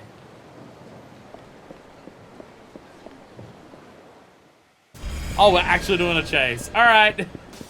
3, 2, 1, go! Dumbass! Dumbass! You're already getting stuck on people in the middle of the street, you fucking idiot! You fucking dickhead! Oh, I missed. I missed. All right, I did miss. Oh god. Oh god. Oh god. Dumbass! Fucking idiot! Fucking idiot! I've never seen a chase NPC be so bad before. Holy shit! Holy shit! You're a dumb cunt. You're a fucking dumbass. Ah, it's so loud. I'm so sorry. I'm so sorry. Should I pause the stream until that goes away? Is that loud enough that it's distracting? It's distracting me, but I don't know about everyone else. Fight first, ask questions later. Unless they're a real big evil person, then ask questions, let them run away, and attempt to fight them later. Well, try to get into orbit, try to toss it at you. I know. It's just like, what? Did you think I was chasing you from space or some shit? Give it up, Katsura. You're done. Damn it! This moron has nowhere left to run. Yet he's still living around like a herd animal. Dude's in full denial. Am I chasing him again? Yakuza physics. They're great. They're fantastic. It's getting much louder. Alright, Tanimura, time to parry the bullet. Get back, I'm warning you. Look, even if you do shoot me, my friends are clued into everything. They'll hunt you down and bring you to justice.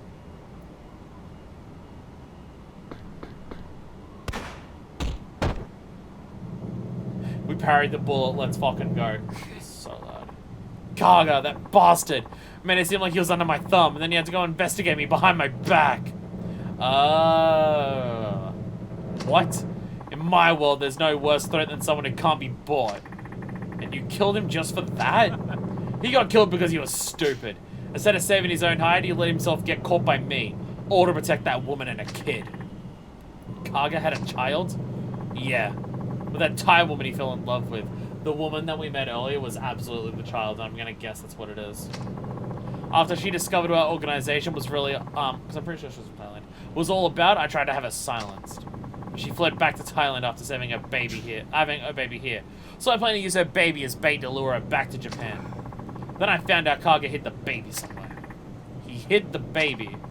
He probably placed the baby in someone else's care. I never heard about the brat after that. So his child grew up without knowing him, or where they came from. Kagan tried to protect his woman and his kid. He would have had me by the throat eventually. He was one of the few men I truly feared. I'll give him that. Matter of fact, you're the spitting image of him. Or is that just a coincidence?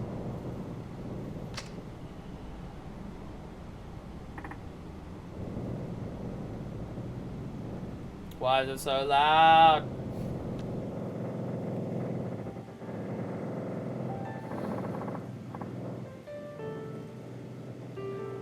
I'm thinking I should pause and wait it out. It's so loud. I'll finish the sub-story, but goddamn. So now it's all over. It is.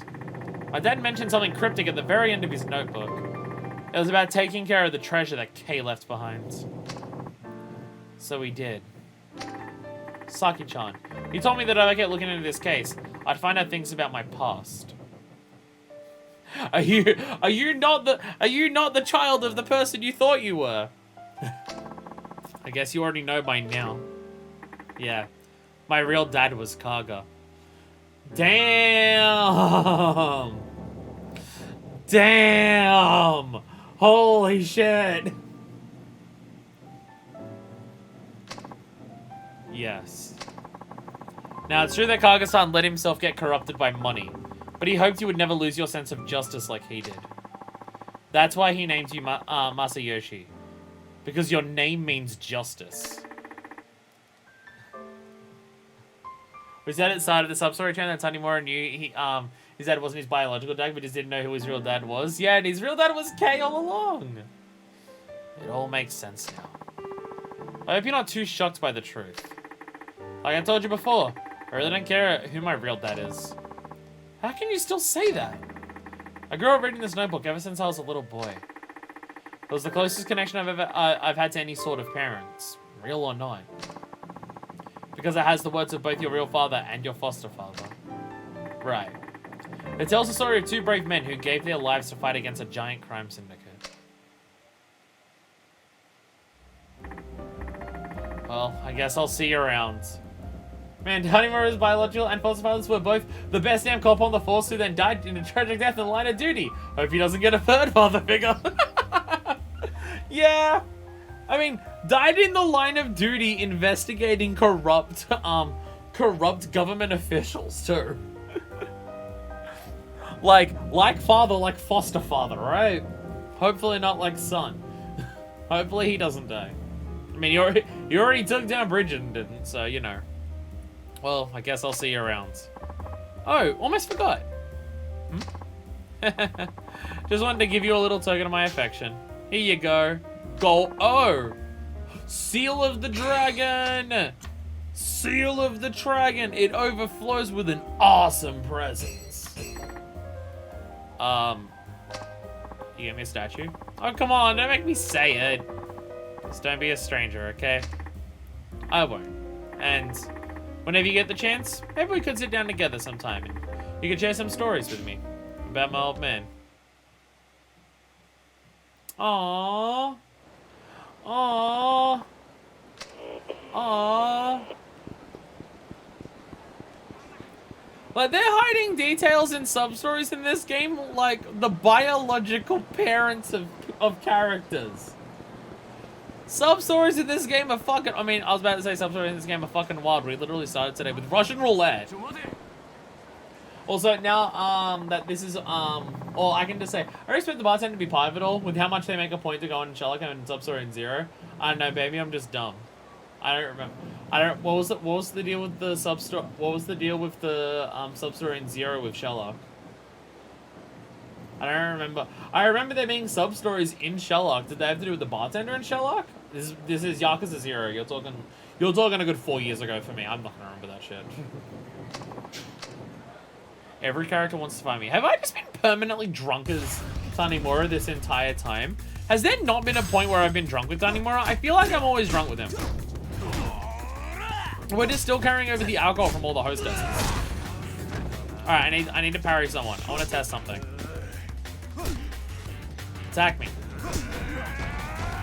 I want to get a double heat move special. There it is. See, this is what we're going to... Actually, you're going to die on this anyways, aren't you? Actually, no, this doesn't kill Pale because it ends in a grab. See, and then we just immediately go into a second heat move. Oh, that button changes. That button changes. That one changes. By the way, for the extra loud drilling, is it loud enough that it's distracting? I mean, it's distracting the hell out of me, but is it loud enough that it's annoying for people watching? Because I have no idea. Also, you'll know level up, let's go. Level up, let's go. In Zero, they showed the bartender Sherlock was working for a human trafficking ring, and it's like, this is never resolved. And Getting was like, oh, this must have been a setup for this. But nope, so this ends up being a really damn weird sub-story in Zero. Are you telling me that Yakuza 0? Are you telling me that Yakuza 0 is weird when it comes to the topic of sex trafficking? I agree. It would make sense if this was set up for that. It's just like, because that would be enough years ago that it's like, oh, it's still part of it. But nope, nope, nope. It's not a bother at all for me. Okay. Okay. Okay, Drakengard fan. Sorry. So unnecessary. So unnecessary.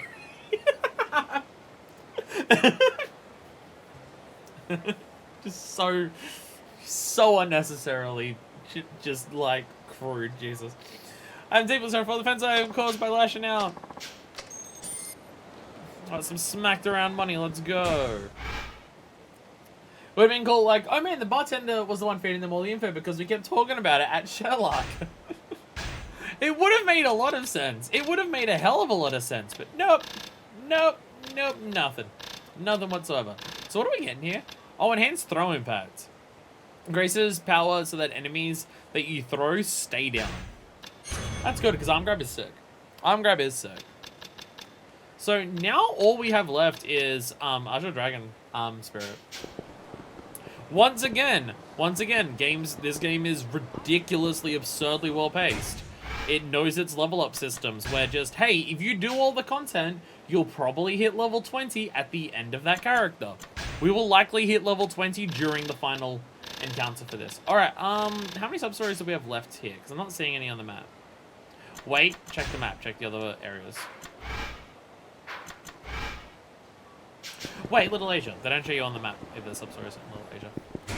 Ah, there it is! There it is. One more Homeland sub-story. There it is. And that's our last one? Sick.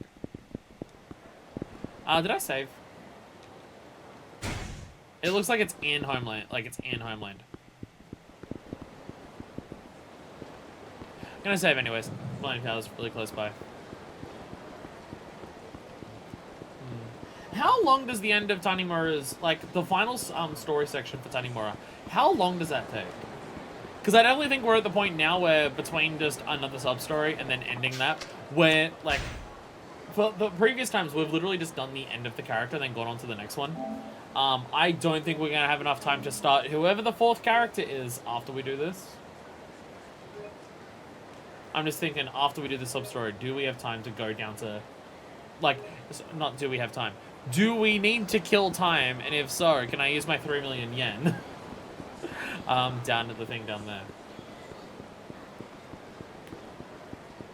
Ow. I tried to crack my neck, and then my neck's cracked, and then I was just like, ow, my neck cracked. I still can't believe they glued the rubble back together. Like, it's so impressive.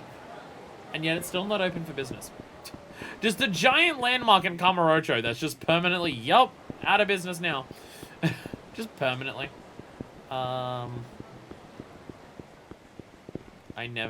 This is not the way. No, that's the dead end pathway. It isn't long, given its finale, but I'm not sure it's like that long. Okay.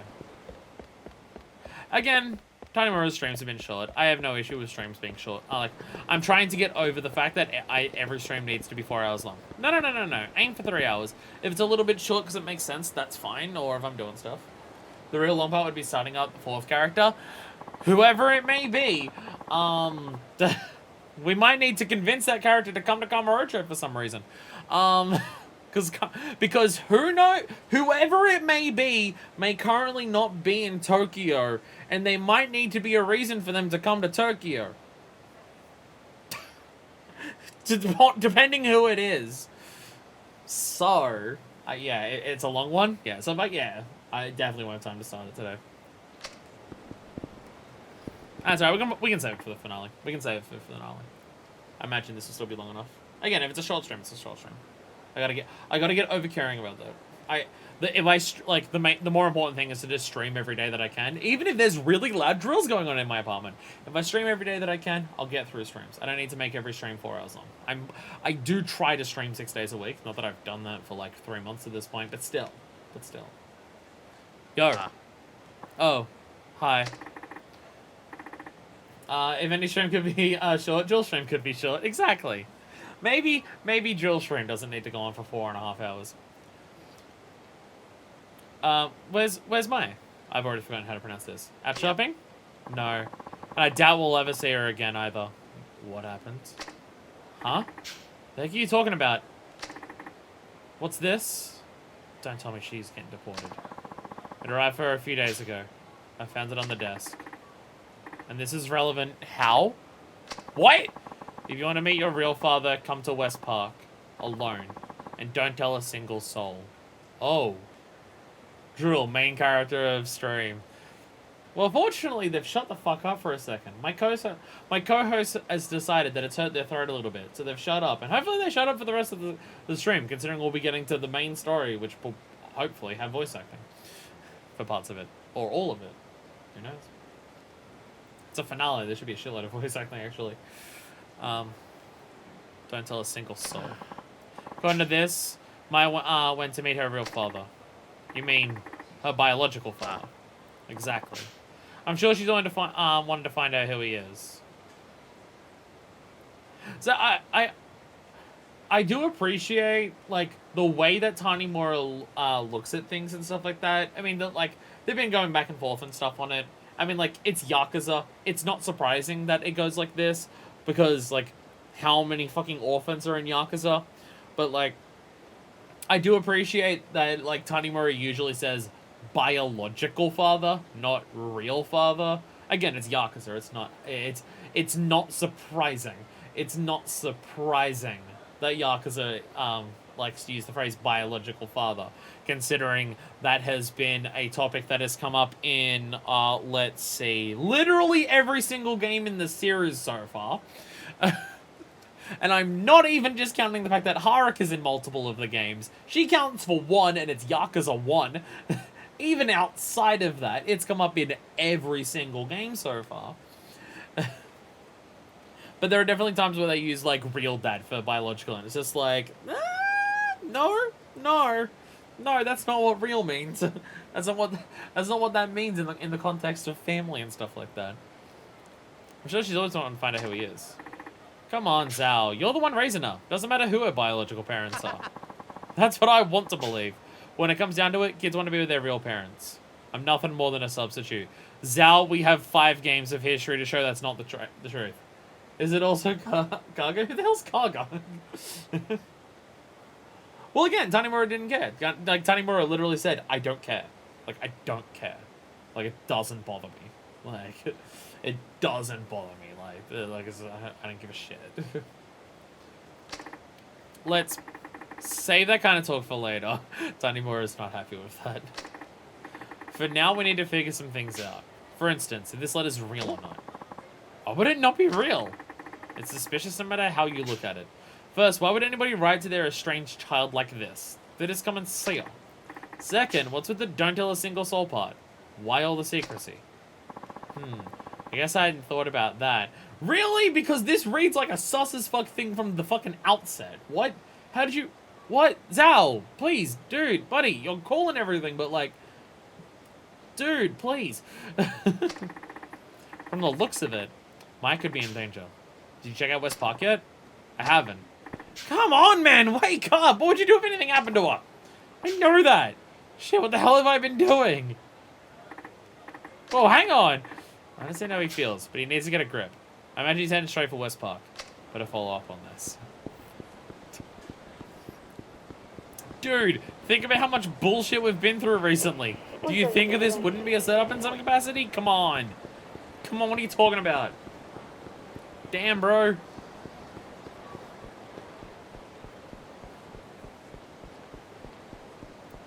Come on, Tanimura, struggle up that hill. You know, I never really think about it like a shitload, but you think about the level of elevation difference between one end of Kamurocho and the other. It's probably a decent amount. Actually, there's no hills until you get to this part of the city. It's not until you get to West Park there are hills. It's not like it's hills the entire way. From pretty much down from, like, Showa Street up to, like, Millennium Tower and even Chichifuku, it's all flat. No, it really is just where West Park is that it elevates. Never mind. It's probably not that high. I was thinking it, like, went up the entire way. No, it's really just, like, past Chichifuku that it actually races up. The hell is Zao-san doing? What'd you do with my... Huh? No idea what you're talking about, Pops. You're starting to get on my nerves. That's where the Kamurocho Hills are, yeah. Oh, yeah, they are literally... I was thinking Kamurocho Hills because, like, they're giant buildings. But, yeah, they are literally hills as well, aren't they? That makes sense. That makes sense. Hey, everyone, do you want to... Hey, everyone, let's play a cool, fun game called Spot the Dumb Fuck. I win! Yeah, didn't your mother teach you to talk politely to strangers? You're nothing but a group of hoodlums. And what the hell is my... Get off it, Pops. You're giving me a headache. Besides, she's probably been sold to some pervert by now. What did you say?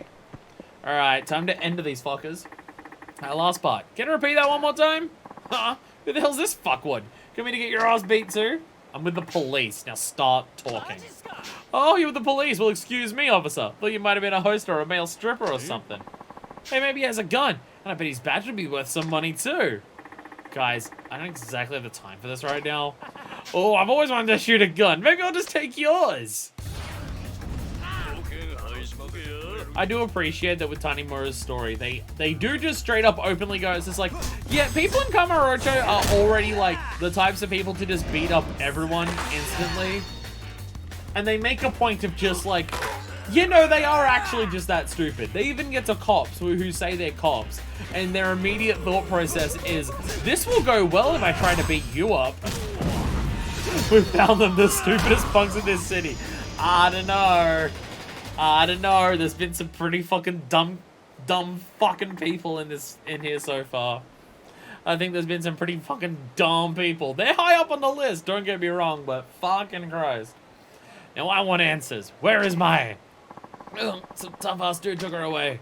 Be more specific.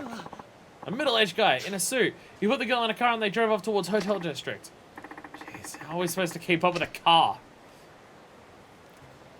Don't worry, it's Yakuza 4. It won't be driving anywhere. It's not going to be physically moving. Zao-san, you alright? Hotel District, right? Right! Yeah. Son of a... I'm coming, my... Zao-san, we need to stay together. Something's not right here. It's like a man possessed. I need to solve this, and quick. Hotel District doesn't exactly narrow it down, but we'll try our best. What's going on with Kamurocho Hills? I mean, they're actually being built in this game. They actually started building it. You know how, like, in Yakuza 3, they demolished everything that they did in Yakuza 2 for some reason? I mean, they're actually building it in this one. Like, it actually does exist. So, like, that's something. Majima's crew got up to a lot of fucking work in a single year. It's the hotel. The one in the Hotel District. I'm glad that this has been narrowed down and I can pinpoint exactly where we need to go. Said you could go out drinking alone. I want to toss back a few too. Fuck off. Fuck off. I'm trying to stop a kidnapping. You're not going to stop fucking with me, are you? Get the fuck out of my face!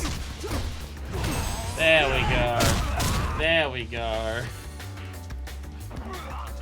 It also helps that Tanimura's song is just fucking great. Whee! Whee! Punch you in the dick. Bonk. Ah, damn it. I tried. Wait, you're waiting on the ground. Wait, I can do this. Ah, I can arrest you. Woo, let's go. Yeah, we go. There we go. Essence of arresting.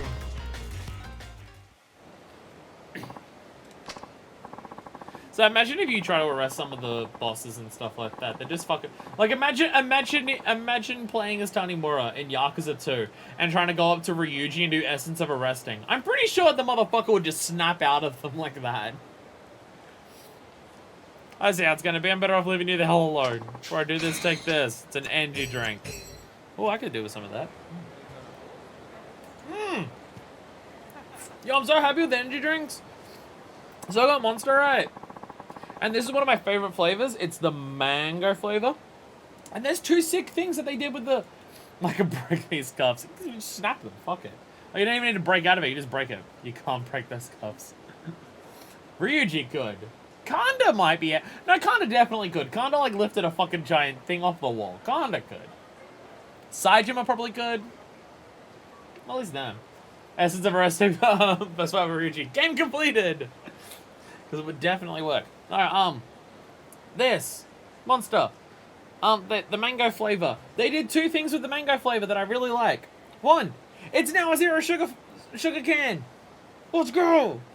The mango used to not be zero sugar, and now it's zero sugar. You know what the second thing they did was? No, never mind, they still did it. It's less obvious. I was looking at the can just to be like, wait, did they actually do it? No, they didn't. The cultural appropriation on the can is not as obvious as before. It has all of the, like, the Adelos Muertos stuff on the side and stuff like that. It used to be in bright colors across the entire thing. I thought they got rid of it entirely, but then because it's just like blue can with that on the front. Before it was like all colors surrounding that entirely, and I was just like, they got rid of the cultural appropriation too. No, it's still there. It's just it's not as in your face as before. Progress. It's zero sugar now, though, which it never used to be. Or they've always had zero sugar and sugar as fuck versions of it, and maybe my local supermarket just now sells the zero sugar version, and it's always existed, but they just never sold it before. That's also possible. Hi, Drill. Welcome back to the stream. Glad you could join us. Misha was at the docks. I should just in case. I head there by cab. No, we have other things to do. Tanimura, what are you talking about? We're doing shit. We've got a sub story to do. What are you?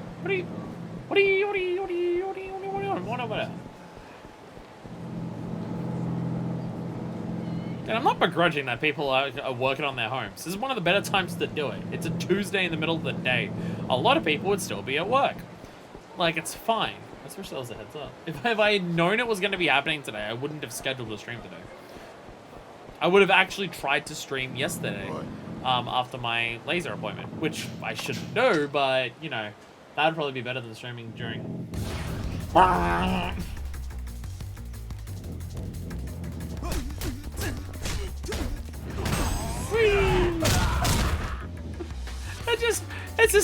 It really is a 0 to death combo, isn't it?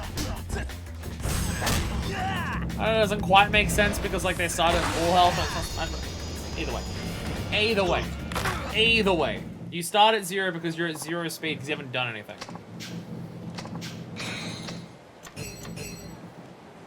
That's what I meant. Now, when you say hotel, are you taking her... Oh, I know it's probably... I was gonna say, are you taking her down to in the middle of the batting center? So I would be very upset with the batting center dude, considering I'm pretty sure Maya is, like, young. Give me back my... Look, buddy, there are just some places you don't get poking your nose into. This is one of them. Now I'll let you go, but only if you leave quietly. Get fucked. Don't screw around with me. Give me back my... You're not giving me much choice, are you? Alright, boys, take care of this old fart. Hold it right fucking there. Must be raining idiots today. How about you play it smart and get the hell on out of here? Hey, you alright? You're not used to my dead. Ugh, my... Again, I don't remember how to pronounce her full name, so I'm not going to say it. Because I'll butcher it, no matter what. The lengths people go to for their kids. Astounding. As for you, I can just cuff you and be done with it, but that's not good enough for me. Huh, what kind of nonsense is that shit? I'm talking about doing to you what you just did to Zhao. Now get your ass over here. Oh, that's rich. Boys, get a couple oil drops and some concrete ready for these two comedians. Get ready to kiss the bottom of the bay. You're gonna kill you. He's gonna kill you. He's gonna be done with you. I can feel the vibration of the drills into my fucking feet. I can literally feel it through my fucking feet. Oh my god, that guy has so much health. Thankfully. Oh, fucking I pressed that button. Thankfully. I just have a billion heat moves I can do to people. Good old classic, bang into a wall. I can do this without police brutality, but nah.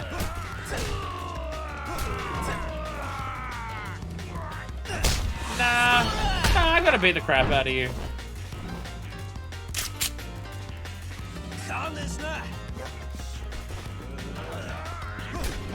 Wow, I really did drain a shitload of this dude's health, didn't I? He started with green health bars and he still died like a little bitch. Yeah, again, the actions that Tanimura takes because he's a cop are so much more... Like, he can do the same things as the other characters, but because he's a cop, it's so much more questionable. Zao-san, are you okay? Best wolf! Where's my... I'll get you to a doctor soon. Just stay still, alright? No, finding Mai comes first. I know. Just leave it to me. I wonder if she's in here. Mai! Mai-chan, you're here! Of course I am.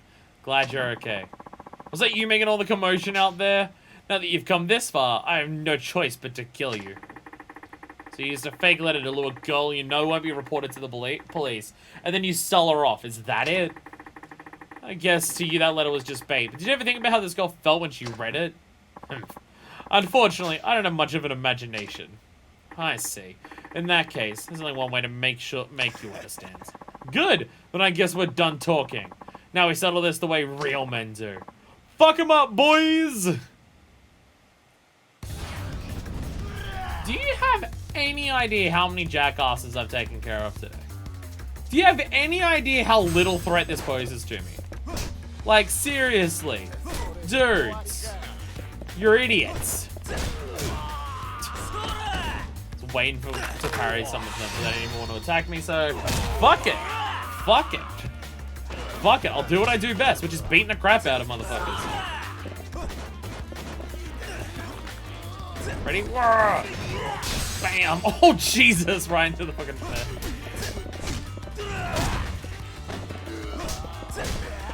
Lol. Lol. Oh, did I not have the hate for that? I don't know the hate for that. There it is. There it is. Getting one person to axe kick another may be one of the coolest concepts for a heat move I've ever fucking seen. Like, seriously, it's just so sick. Like, there's beat a motherfucker with another motherfucker, and then there's beat a motherfucker with another motherfucker's specific axe kick that you force them to do. Like, that's just on another level, you know? Hit me, fuckface. Settle this like real men. Summons a bunch of extra people to fight with him. That, yeah, according to these dickheads, that is real men. Lol. Oh, fuck it, I missed the parry. Parry timing. Let me parry you. I want to do... Actually, you got so fucking little. You know what? Fuck it. You just get grabbed by the balls. Oh, I gotta arm grab them for that. Actually, you know what? Fuck it, arrest you. Fuck it, I'm gonna arrest you, actually. Fuck it, I can do that. There we go. There we go. Took care of the boss. Damn, I'm honestly shocked that I assumed any bosses in any encounter you couldn't do that to. But that one worked. Mai-chan! It's alright now. We were worried about you. I'm sorry. But that letter said I could meet my real dad. And I really, really wanted to. I know. Mai-chan? Yes? How come it doesn't bother you? How come what doesn't? Literally doesn't even understand what the question is. You told me you never knew your real parents, either. How do you not let it get to you? That's all I ever think about. who my mum is, what my dad's like, and why they decided to leave me here all alone. Didn't they care about me at all? Just like you said, it doesn't really bother me. I don't care who my real parents are. He even puts quotes around it. My real father died long before I could remember. And the man who raised me is the one I've always called dad. Yeah. I guess you do always talk about him like he was your real dad. That's right. That's because I learned a lot from him. And everything I am now is thanks to his guidance. That's why I don't consider my dad any less of a real father. Just because we aren't blood related. He's the one who raised me. And he always put me first. So to me, he is my real dad. I mean, again, this has been a plot point in, again, literally every single Yakuza game. But yeah, like... I mean, like, I understand why people in situations like would be, like, even more concerned about that than just everyday people who aren't in the situation that they're in, of just, like, it's that combined with them leaving the country or anything possibly like that happening to them because of the whole immigration system and stuff like that. Like, I get that it affects them more because, like, they have way less of a support network and less people to have around them than anyone else because of the situation they're in and stuff like that. I get why it affects them more and stuff like that. But, yeah. It makes 100% sense that Tanimura is like this. I mean, literally the whole thing about his story is finding out about, like, what happened to his dad. Which, like, his dad not being his biological dad, I don't think it's come up once in the actual main story. It's just in the sub-story stuff. But, and again, that is a trait that Yakuza has been doing the entire, like, literally the entire time. It's literally, you could go as far as to say that your family are the people who care about you above all else. You could make an argument and be correct that is the literal primary theme of the series.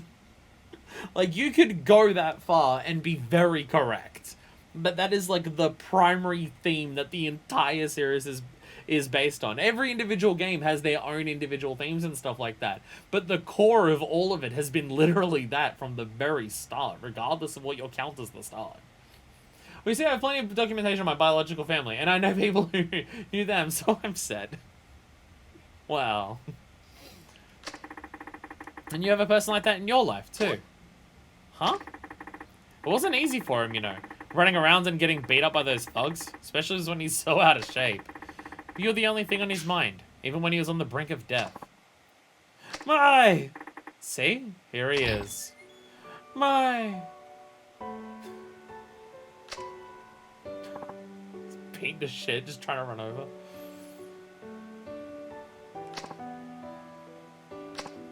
Dad! My, I was so worried. Didn't I tell you to always call for me if you were gonna be gone long? I'm sorry. I'm so sorry, Dad.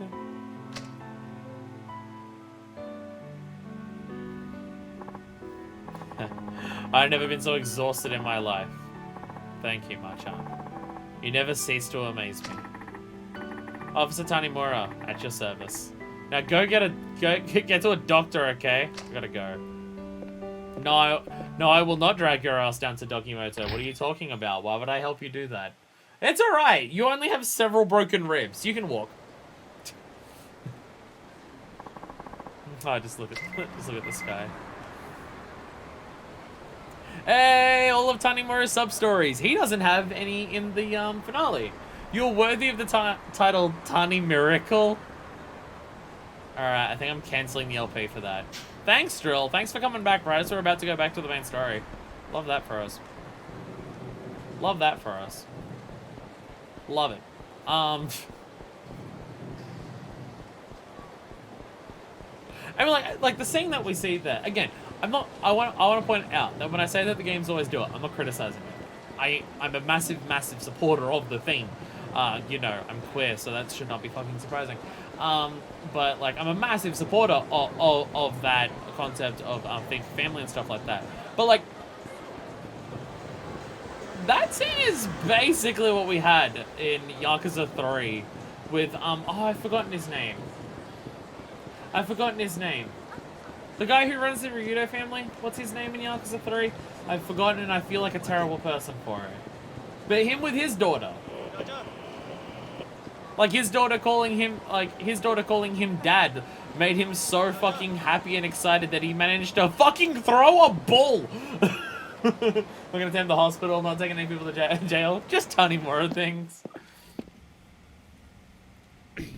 Nakahara. Before anyone says it. Am I correct on that? I think I'm correct on that. The daughter is Saki, I think. Until about a year ago, I told fortunes on the street under the name X-Tiger. Fortunately, I had only a few customers, as many thought I was creepy. Trying too hard. What would pretend to be the silent, mysterious type? Specialize in crystal ball scrying and tarot cards. Can I go into the details? But since money is no longer an issue, I set up shop here and opened last summer. It is much more mysterious here. Best things about this place are its cool summers and warm winters. I don't get many customers, though. Was that a sub-story? I remember there being a sub-story before that was about a fortune teller. Was that you? Nakahara. First time chat and someone got banned immediately? It's highlighted very differently for me here now. Why is it highlighted so differently? Actually, I can see the name being Arthur Man 158214. Probably a bot spammer. I don't need to buy followers. If I cared about followers, I wouldn't LP games that are as old as Yakuza 4 or Professor Layton. X-Tiger was a thing in Yakuza 3 post-game? Oh, it sounded like it was referencing a previous game. Again, oh my god. Wait, post-game? Like, climax battles? Or was there just, like, story content in Yakuza 3 post-game that I just totally missed? Was it like a climax battle thing? Or do some of these games actually have story content after you beat the game? Fuck, and I've missed it. But again, like, even that, like, she just has a random line of dialogue that says something like that. And yeah, like Yakuza always does, where everything, like, is canon and everything follows on. It's from Yakuza 3 post-game. Fucking hell. It's why Yakuza is so satisfying as a long-term fan of the series. It rewards you for playing through all the games by just giving you little nods that no one else would get. Though I've learned enough now to learn when I can pick them up. Climax battles, not story stuff, but special battles and gameplay modes. Okay. I'd still like to do that at some point. Just, you know, it's not something I'm going to specifically focus on during it. Like, once we've finished all the Yakuza games. I know I'm funny, but once we finish all the Yakuza games, like, if I want to have an excuse to go back to them, or maybe just in between Yakuza games, I can just do, like, some of that stuff. Still gonna do the ratings for the heat moves. Basically, I know Yakuza is the longest franchise that I'll ever do in my life because it's, like, more games than most others, and also they're long as hell. But I need to drain the series for all it's worth because, you know, I love it so dearly. So I gotta get everything out of it. It boosts its protective effects by having all three of these. Well, we're getting closer to making some full armor sets. I mean, we're not, like, there yet, but we're almost getting full armor sets. Actually, I do wonder, by the time we get to the end of the game, are we going to have 3 different armor sets? Like, that are just full? Will we have a full Rage thing? Will we have full Koko Renkai? I mean, we already have full Sacred Tree on them. No need to be shy now. In terms of items, much I will say, this game is definitely easier than some of the previous ones. Definitely easier than some of the previous ones. Like, just the combat itself is easier. And it's not even because your characters can strictly do more. They're just, their power levels are so... it's not that your characters are so powerful that you blitz through things. Enemies are just way easier to fight. None of the enemies, like, try to fight you anywhere near as hard as what things did before. Except for Kiryu. But that makes sense. But, like, even those items, you just get them for doing all the sub-stories for, like, each individual character or all the hostesses and stuff like that. Like, in some of the, like, in Yakuza 3, you needed to do so much to get some of those, because it was, like, high-level crafting shit. So that level 1, work your way through all the bosses, costing Majima, stuff like that. If you actually do 400%, lots of rewards you're not going to get. Fair. Yeah. Well, we have at least one of the full sets. We have a full set of the Sacred Tree. I don't remember what that one's effect was, but we do have that. But we do have at least that. So, are we done with Tanimura outside of his last thing? I can't think of anything but I think we are like done with this character now. I don't see anything else here. I mean, we've got one more level for upgrades, but I think it's literally been every single character before this. We've hit level 20 during the final fights. I think it's been every single character has done that. We literally just got the thing for completing all of those. We got all of his revelations done. We did all of his training. Oh, I forgot he had like the firearm flips and stuff, doesn't he? Oh, and things with a knife. This is the one that I always use, reversal one. And the parry one as well. Yeah, we've seemingly got everything of his. I think we're good to go. I think we're good. So let's continue on with the story. Actually, we're catching a cab, so we can just go to any cab rank. 10k2 will be closest. Slash thematically, cool, because Tenkaichi Street just looks cool at the front.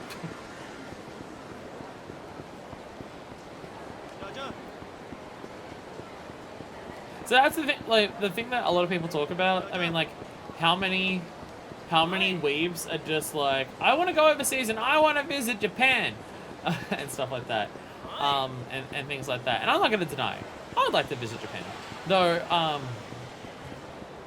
for different reasons. Like, there's not many countries that I'd want to visit, like, because I don't want to visit any white countries. There's not like a single white country that I'd actually want to visit. So Japan would be there, but it's just like, from my understanding, where Kamurocho is, like, Kamurocho is Kabuchiko, I think it's called, in real life. But like Kamurocho in this game, from my understanding, it's kind of the rough part of Tokyo, so I don't know if it's the wisest place for tourists to go, from my understanding. But it's the place that, like, if I was gonna go to Japan, of course I'd want to go to Kabuchiko. I would love to see Kamurocho in real life, of course I would. But from my understanding, it's also kind of the rough part of town, so it's just like, I don't know. Because, like, people are just like, oh, I want to go to Tokyo because I want to see, like, Shibuya and so, or Akihabara and stuff like that. And I'm just like, nah, take me to the red light district. Let's go. If we go back and do some small stuff like Akiyama later, we can maybe get another set. So it's okay to be a tourist. Just meet a co-hab and show you around, and then join the Yakuza. It'll go fantastically. It'll go fantastically. Again, I likely won't go to Japan for money reasons and stuff like that, but also I don't have a massive drive to go overseas. Like, going overseas is more so like, if I was like, I probably wouldn't go overseas on any like big things like that just of myself. If I knew people who wanted to go and they wanted to bring me along, I'd be down, and I'd like save up and plan for that and stuff like that. But I have no plans. Like, it's not something I care about enough about to go out of my way to personally do it. Like, I wouldn't go on my own, or I wouldn't be the person who goes to my friends and just goes like, yo, let's go on this trip. Like, I would be the person who'd be like, who would be taken along, or I would join in on someone else's plans, but I wouldn't go out of the way to make them myself. But also, knowing people that I know, or just what my interests are and people that I would know, Japan would likely be where it is. I don't know if anyone else would want to go to Kabuchiko. Like, I likely won't go because it just, for all those reasons and stuff like that. But if I do, I'll go through Kabuchiko. I'll dress as Kiryu, and I'll take a photo at the front of Tenkaichi Street, which is probably definitely called something different. And I definitely won't have people think I'm a dickhead because I'm dressed as Kiryu. Definitely won't happen. Definitely won't happen. I definitely won't be that son of a bitch, and people will just be like, oh, for fuck's sakes. Definitely won't happen. I don't know what you're talking about. Anyway, we're going to the docks. Nah, I need to go to Shibuya so I can see that dog statue. I gotta see that dog statue and meet my partner, and then kill the noise. It's a What Ends With You reference. I play a lot of Japanese games.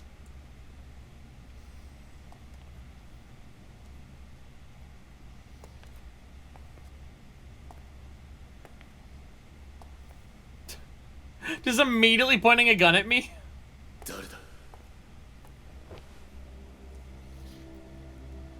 Hi. 田室署の谷村だ。お前が保護してもらいたがっているって話を聞いてやってきた。あ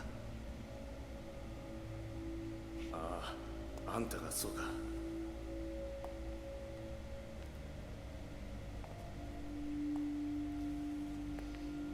turn on my volume so I can hear the game a bit better. お前が上の清和会の三島だな。 Oh, yeah, of course he would. Of course he'd want police protection. The dude with him was murdered and shit.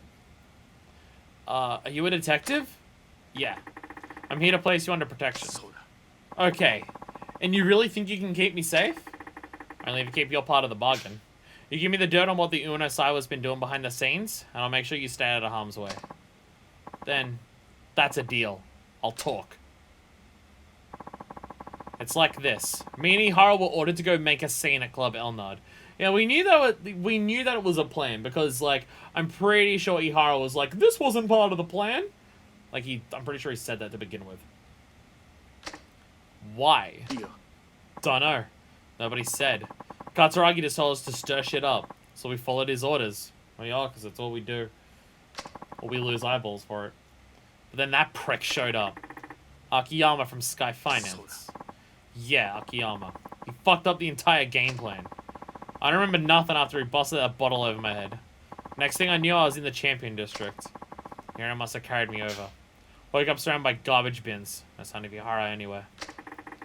Why the Champion District? I mean, that's the opposite direct. I mean, Champion District is relatively close to Club Elnard, but like that's also the opposite direction from where Ihara was shown.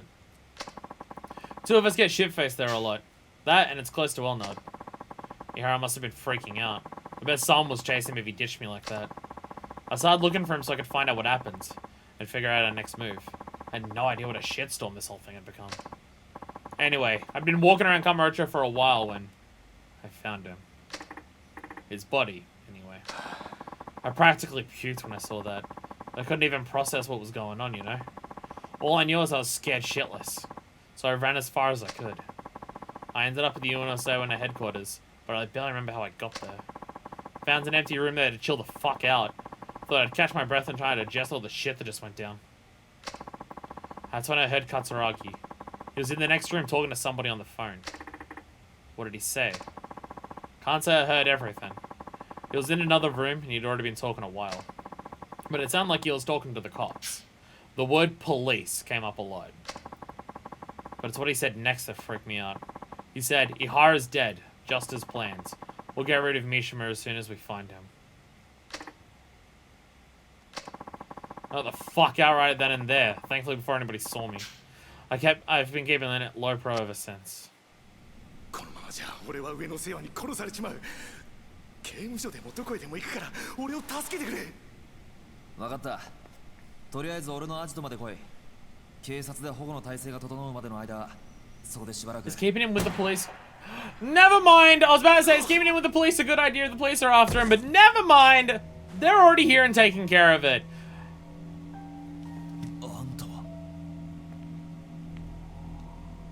No way! How could it be? What? How? Damn, it's almost like he knew when we were being attacked by Katsuragi and knew to show up or something. What? 5 minutes. He also said 5 minutes of police custody. Great job, Tanimura. Really got to say all the stuff he needed to say. To be fair, police custody here. I mean, to be fair, this was literally our plan. I just don't know if Tanimura was expecting Sugiyoshi to just come in and murder him that fucking quickly. But, like, this was literally the plan. Literally, the plan was someone, whoever the corrupt cop is going to try and show up and kill Mishima. He just didn't probably expect it to be that quick. This was literally Tanimura's plan. But surprise Pikachu face, it was Sugiyuchi? No way. It's almost like he didn't keep a watch on Akiyama when they went around and beat up Akiyama. And he knew that they came around, well, not Akiyama, but when they beat up Hana and Kido and stuff like that. And it's almost like he knew to show up when Katsuragi was attacking us and everything. Even though, like, how would he have known that? What? No way it was Sugiyuchi. What? I'm stunned! I'm stunned that this piece of shit turned out to be a corrupt cop. What? You're one surprise after the next, kid. Getting this close to the truth and all by yourself? Damn near impressed. You don't seem too fazed by all this. Well, let's just say I had a feeling it'd show up. So you baited organized crime to see if you could lure out the traitor. Something like that. And you're not surprised to see it's me. Not really. Though I can't say I wanted it this way. How'd you know it was me? A gambler's dumb luck? A detective's hunch? Sugiuchi-san, a good hunch comes from keen observation. Didn't you learn that back at the academy? Must have slipped my mind. So, what tipped you off? And then you were no ordinary cop for a while now. It's your fancy shoes. They always looked brand new. He literally looked at the shoes. He literally looked at the shoes, like, in his intro cutscene for the start of playing as him. He was literally looking at his shoes. Not exactly practical for a homicide cop working murder scenes. Normal cop buys cheap shoes and wears them into the ground. Yeah, that was the giveaway. Not him showing up when Katsuragi attacked you. The watch, too. Wait, I don't trust your shoes, sir! That was the giveaway! He's fucking Sherlocking this when just, like, basic deduction would have solved it. It's way too expensive for a detective's salary. It's so high-end, I doubt your average person's ever heard of the brand. And if they did, their heads would explode at the price tag. Well, don't you have it all? Instincts and a sharp eye. It really is always surprising when Tanimura actually does detective work. You think you can just get away with being openly corrupt around Tanimura because you're stunned that it's just like, oh wait, you were actually paying it. Wait, you were being detective? Bullshit! No, you weren't. Please, Sugiuchi-san, you really think it was all me? Huh? You haven't exactly been subtle. The rescue you staged when I met up with Katsuragi, sending Chief Hisaya head to Homeland. It almost feels like you've been wanting me to catch on. Like I said, alright? What are you talking about? You've been working with Katsuragi for the last 25 years. But now you've grown tired of your little partnership, haven't you? It feels like a lot of people who have been working together for this long are kind of sick of everyone else's bullshit. Katsuragi literally killed Shibata over this. I paid a visit to Archive Room 13. I saw the report on the UNSI were hit. What? You and my dad were both assigned to that case. Only the two of you could have covered up something as big as Katsuragi butchering 18 of his own people. I still don't know what that means. I'll be honest. I still don't know what that means. I mean, I kind of saw a cutscene of, like, Saejima going in there and just fucking Christing all over the fucking place. Like, he organized it, but what? And I know it wasn't him. Considering he was killed investigating it. You were ordered by someone up top to alter the facts, weren't you? All to protect your good friend Katsuragi. Tell me I'm wrong. You shut your goddamn mouth! You're a terrible shot, dude.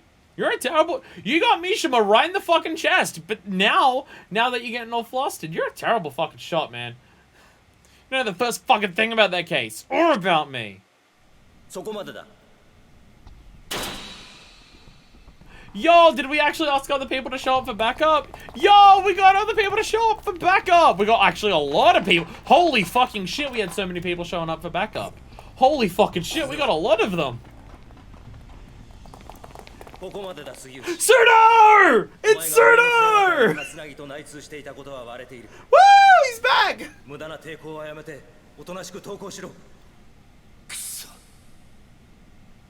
杉内さん、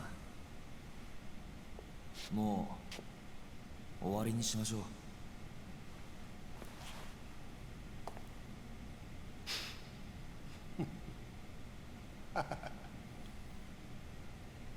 やっぱりお前ら何にも分かっちゃいねえよ。杉内さん、てめえらごときがな。俺の正体知ったとこで。Yeah, I'm a cop, I'm corrupt. Who gives a shit? 結局何にもできやしなんだ。じゃあ動くな。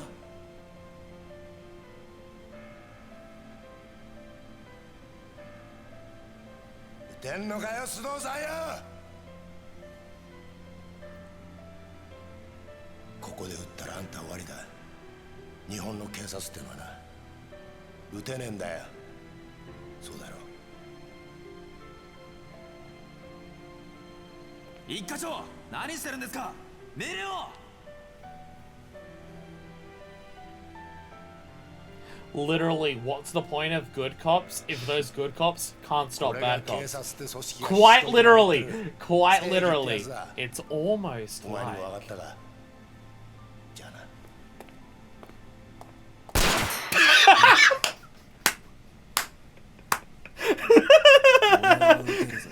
Sorry, did you think that Tanimura was gonna care about doing his job properly for a second there?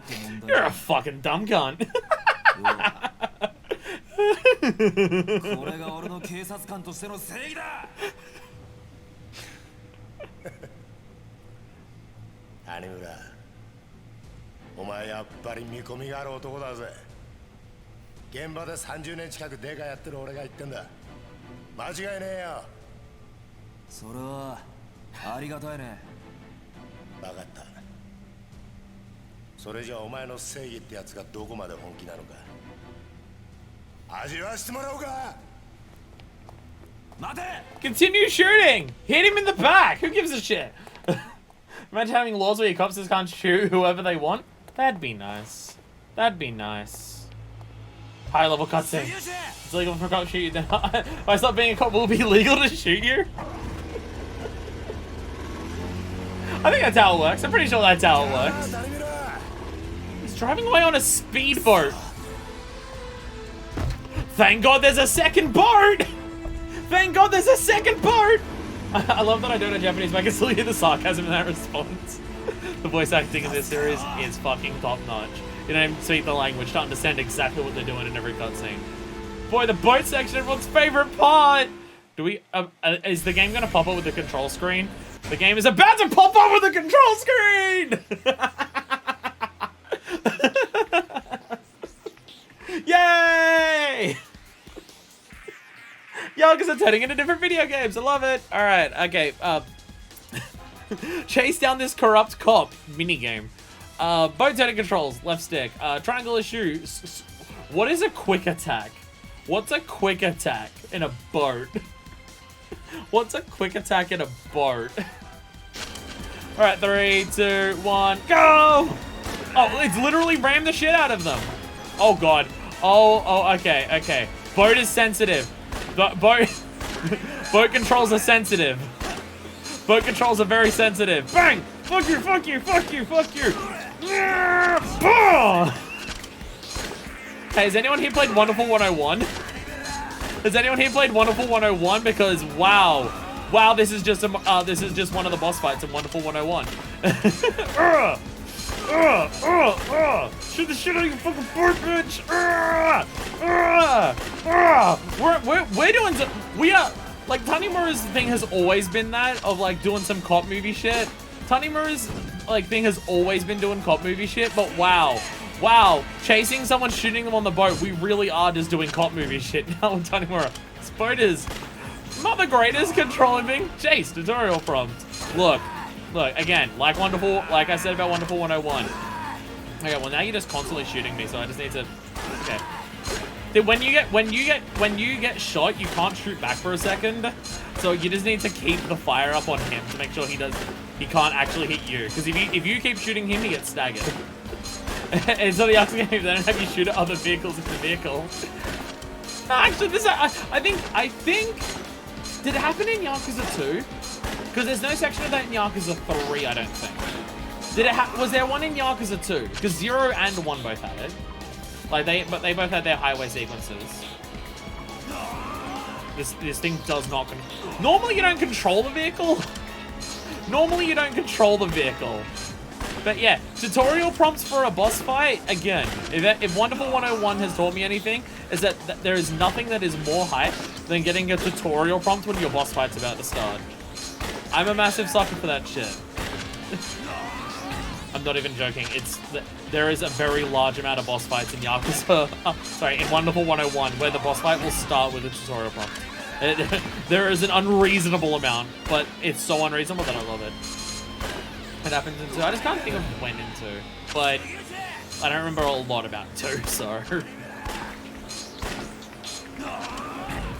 Again, the only reason I consider Yakuza 2 a better game than Yakuza 1 is because it has some incredibly funny moments, and Yakuza 1 has very annoying boss fights. If either of those things had changed, I would put Yakuza 2 being Yakuza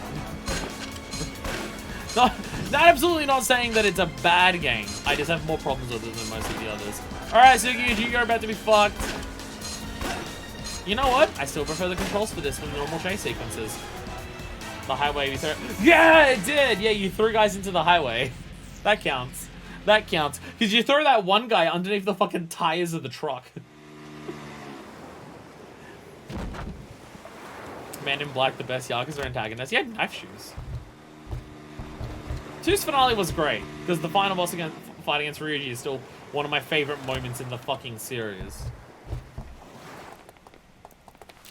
It's almost like he's the best final boss we've had. Though even at this point, I don't know who the final boss of this game is going to be. There's a lot of fucking players going around, so...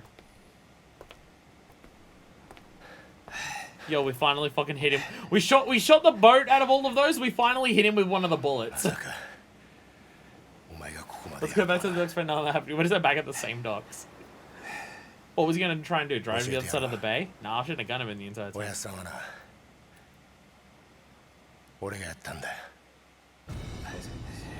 Of course it was. It's fucking piece of shit.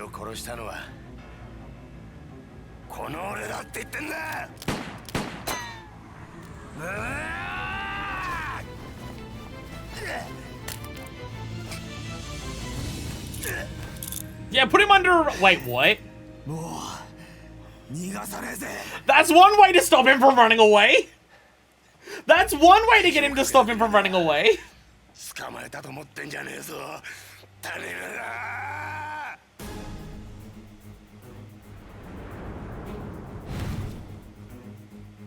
We're literally handcuffed to the guy! How's a boss... Wait, what? We're literally handcuffed to him! How's a boss fight gonna work when we're handcuffed together? Oh, it's a QTE boss fight. Oh, Tanimura, I love you so much. Oh, Tanimura, I love you so much. Oh, okay. Oh, okay. Oh, okay.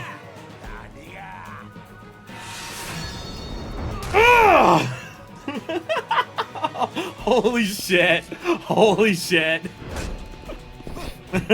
No, Luke, I'm almost right. I totally did kill your father. Fuck you, Sugiuchi. Fuck you, Sugiuchi. Fuck you. Fuck you, fuck you, fuck you. I don't have full health for this. I don't even give a fuck. You're a bitch. Lol, get fucking wrecked. Oh, wow, okay. Again, parries on an instant win when characters get, the people you're fighting get advanced enough for it. Lol. Let's fucking go. Ugh! Actually, I did the same one before. I should do a different one. I should do a different one. Actually, the thing is, this dude's been a dick since literally chapter 1. He was a fucking asshole to Akiyama. Like, fuck this prick so much. Fuck this guy so fucking much. He's been nothing but a piece of shit the entire time. Oh, really? Gonna try and do Kiryu's get-up attack there? Good luck, dickhead! Oh, I can't do the parry heat move on him because I can't grab him. That's fair. That's fair. How can I play one-on-one fight interesting with the players? This all parry things? Let's just make the parry suck. The parry's working well. Oh fuck. Oh fuck, he grabs me. He did a heat move on me. This piece of shit did a heat move on me. This piece of shit did a heat move. I think you can still do good shit with the parries. It's environmental. He's one of the... He's a character who requires the environment way more than other characters. Oh god, oh god, oh god. No, god damn it. I gotta press circle. I don't notice those prompts fast enough, is the issue. See? There you go. Lol. There we go. Ugh. Stomp him in the fucking face. Yeah, this is how you do parries with this character. You just gotta get him in the fucking walls. Lol. LOL. Arm barring. Let's fucking go. Get fucked shit Ed.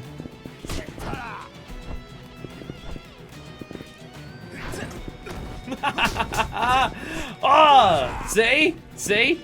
There's such a good thing as getting good at Tanimura. Ugh. There we go! Literally every single time. Literally every single time. Do the ending of their character, hit level 20. This game is so masterfully paced in that regard. Oh god, you see the difference in like how I do that compared to like early Tanimura? Yeah, it's broken. Because they can't even attack you. 25年前俺の親父を荒川に捨てたのは誰なんだおい言え今さら何度も言わせんな俺だどうした撃たねえのか Was it the circle match for? なんでだよなんであんたなんだよなんで警察官が警察官を殺さなきゃならねえんだよ What? だから Honest, what? 言ったじゃねえか違うんだって俺はなそもそも警察官じゃねえ俺はな極道なんだよ Oh! 俺と桂木はな He's doing her Saiwa too. そっちの世界でいうとこの兄弟つまり親友ってことだなんだって俺は初めから上の清和会側の人間なんだ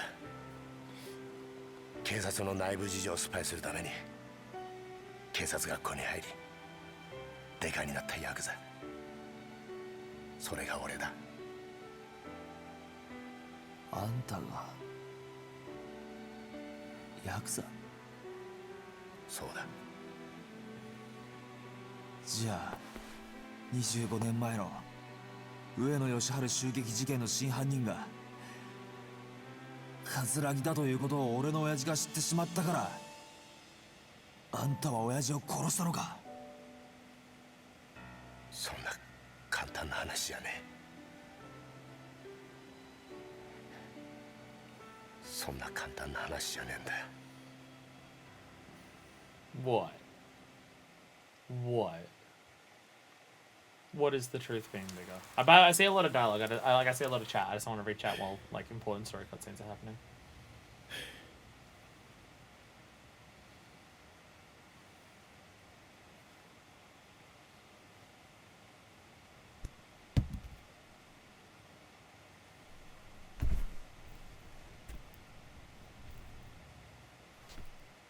You know, we never actually saw Sajiman like in the immediate aftermath of this. He looks broken. I mean, he also has multiple bullet wounds, but he looks broken already.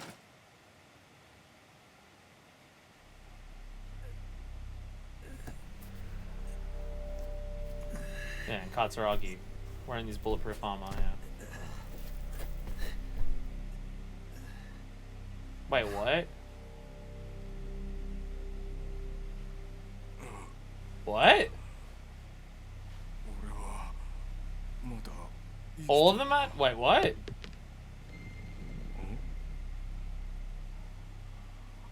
Oh! Oh, that's how Katsuragi knew he wouldn't die. Oh, that's how Katsuragi knew he wouldn't die despite being there.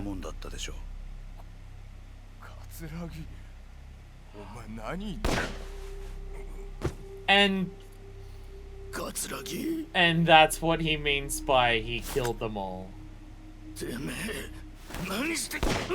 Have someone come through, shoot them all, and he just goes in, knows he will survive, and gets rid of all of them to ensure that only the correct people die.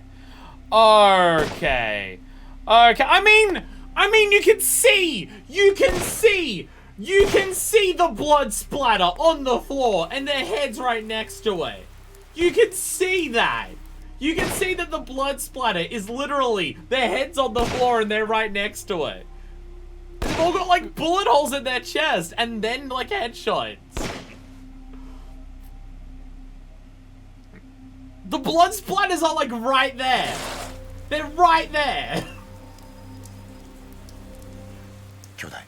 Like their head is on the ground right there. And I mean, I know he's a cop, but like, and everything, but still.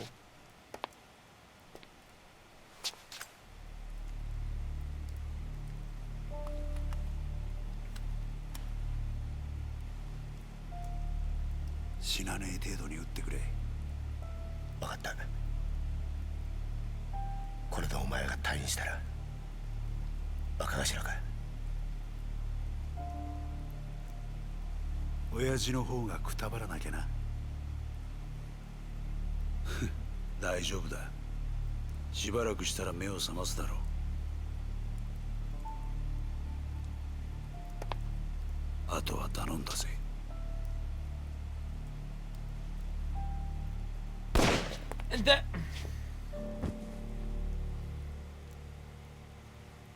Okay, stop.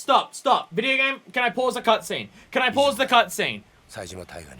These two are so fucking stupid! The bloodshots are right there and he gets shot in the shoulder. These two are the dumbest cunts that have ever lived, I swear to God. I swear to God, they're so... I want to yell at them for how fucking stupid they are. Yeah. Literally anyone would see through this stupidness. Oh, okay, it's literally the point. Okay, it's literally the point. Okay. I was about to fucking say! Anyone would see through this! Literally anyone would see through this! あの狭い店内、犯人の冴島が20人もの組員とやり合うにはかなり無茶な乱闘になったはずだ。当然冴島も抵抗を受けただろう。それなのに死んだ18人は皆全て正確に頭を撃ち抜かれた。Literally the words clean perfect headshots! この冴島という男はよほど射撃に手慣れた鉄砲玉だったんだろう。While they're all lying on the ground? さらに検視の報告を見ると面白いことがわかる。事件当日、組員たちは防弾チョッキを身につけていなかった。不用心にもね。そして頭を撃ち抜かれた組員たちは全員体にゴム弾を被弾したような傷があった。What, you went around and shot them all first and then headshot them? While they're on the ground? 警察がボート鎮圧用に試験開発した特殊な弾丸だ。まだ実験段階ではあるが、相手を気絶させる程度の威力は十分にある。You used police bullets for this. どうして警察関係者しか知らない。They literally used police bullets for this. You are so fucking dumb. You're so fucking stupid. 致命傷を与えることができないゴム弾で一度相手を気絶させ、その上でわざわざ実弾を使って殺害した。Oh, these are the dumbest cunts ever. These are the dumbest cunts in the series, I swear to God. そうだとしたら。They are the dumbest cunts in the series. How did they think they'd get away with this? How did they get away with this? そして上野義治以外に唯一生き残った桂木という男だ。Oh God, they're so stupid. They're so fucking dumb. 正確に標的の頭を撃ち They're 抜 so く fucking stupid. I swear to God. 桂木の時だけ狙いを Oh my God. Oh my God, they're dumb cunts. 杉内君、この事件、私の推測では桂木という男が仕組んだことだったのではないかと思う。どうかね。冴島大河は桂木に利用されただけだ。このことに有能な君が思い至らなかったとは、とても思えないんだ、ね。They're so fucking stupid. They're so stupid. それは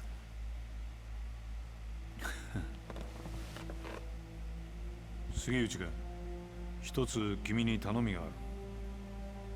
頼み？私に桂木勲を引き合わせなさい。そうすれば今回のこの事件、君の報告書通りの。Of course, because there's not just one corrupt cop, is there? どうだね。Sugiuchi's direct superior. Of course he's also corrupt, because the cops are corrupt. 宗方 Munakata. ひょっとして今の警視庁副総監 Deputy Commissioner. 俺らの Yup. バックには Yep, corruption goes up high. The corruption goes up high. これでお前も分かっただろう。敵は Dude, I just found someone who was like running like an international sex trafficking ring. Do you think I'm scared? これで楽になった。30年だ。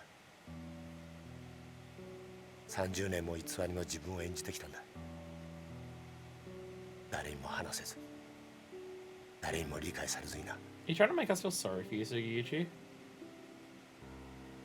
この苦しみがお前に理解 Oh, で it き must be るか so difficult being a corrupt cop. あんた俺は一体何がしたかったのか。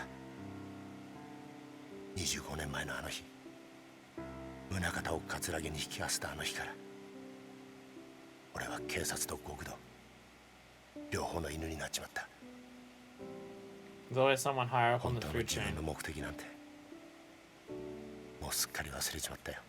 Always someone higher up on the food chain. お前はいいな。デカとして生きられて。 I don't know about つ that まりと one. はいえ30年もデカやってるとそれなりに人に感謝されたり喜ばれたりすることもあった。俺はその度に悩み苦しんだ。果たして俺は何がしたいんだろうってな。事件を解決するや人から感謝される、そんなりゃ頭じゃダメだと分かっていても心の奥底では嬉しいという感情を覚えちまう。俺もさ、お前みたいに悩んで苦しんで走って力いっぱいデカやってみたかったな。 But you didn't. You literally fought it until now. 杉内さん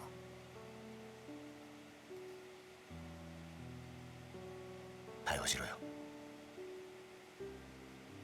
お前は自分の力で父親の仇捕まえたんだ。どうした？一つ教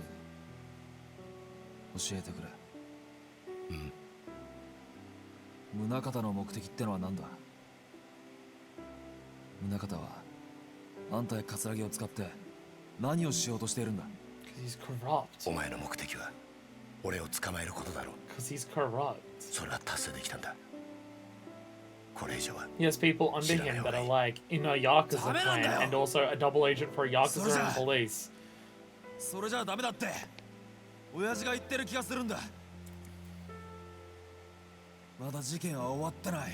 So I said, do you think Tanimura is gonna stop here? Now that he's learned that someone above him is still as corrupt and like trying to orchestrate even 日 more? 本の警察すべてを敵に回すぞ。それでもいいのか？親父の死の真相を知るために刑事になった時から覚悟はできてる。そうか。 God damn, Tanimura's balls, seriously. Funk.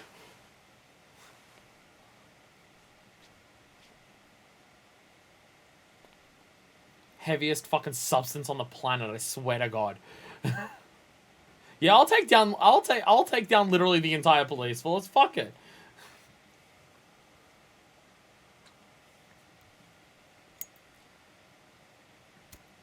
Something we can definitely say about Tanimura is that he definitely goes balls first into everything. He's very much like young Kiryu, of just brazen as fuck. And there it is! Sorry, Sugiuchi, did you think you were going to spill out the entire plot of, like, all of the corruption that's going to be happening and someone wasn't going to kill you for it? There it is. There it is. 杉内さん Shit, I blew up the other speedboat. Now I can't chase off whoever that was. 谷村、何ですか。俺だけじゃないんだ。裏切り者は。裏切り者。杉内さん、杉内さん。これでようやく楽になれる。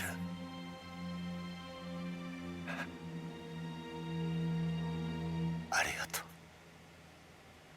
うな。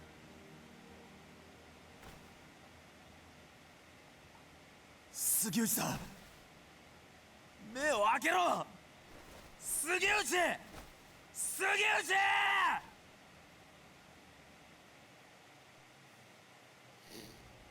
Again, maybe he should have, like, not been corrupt all these years. Like, he was still someone being used and stuff like that. Which is, hey, a lot of people so far in this game, it turns out.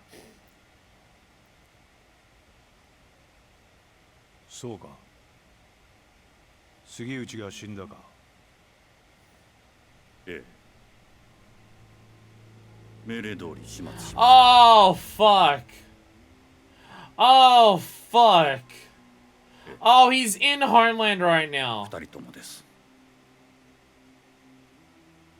これから谷村の Oh, fuck no! No! 始末します。 No, no, no, no! "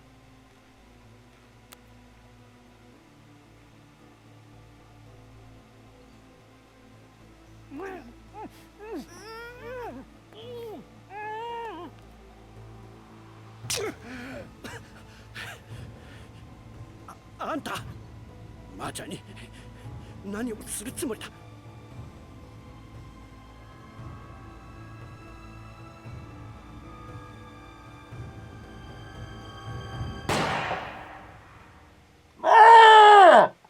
Fuck you!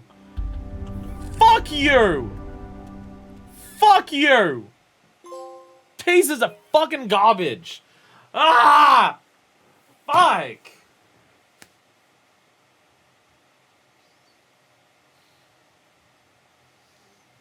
Motherfuckers! Fuck. Pieces of fucking garbage. Fucking pieces of shit. No reason. No reason. No reason other than pettiness. And like, just, oh, but it's gonna hurt you for this. Like, no other reason. No other reason other than to be pieces of shit. Fuck. Alright, time to bring down the entire fucking police force at this point. Fuck, man. Fuck. Oh, fuck, that makes me so angry. Fucking Christ. Fuck. Fuck, man. God.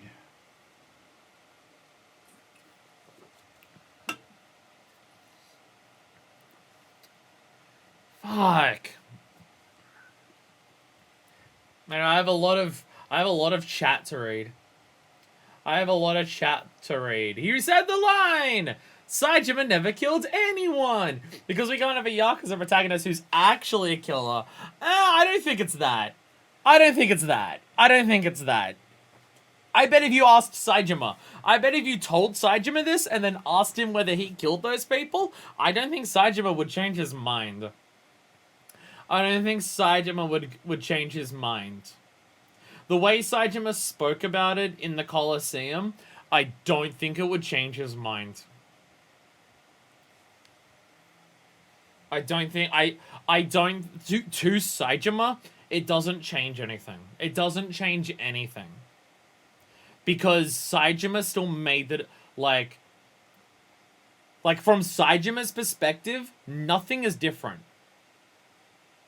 Like, yeah, the bullets were fake. They were rubber. Instead of, like, actual, like, lead bullets.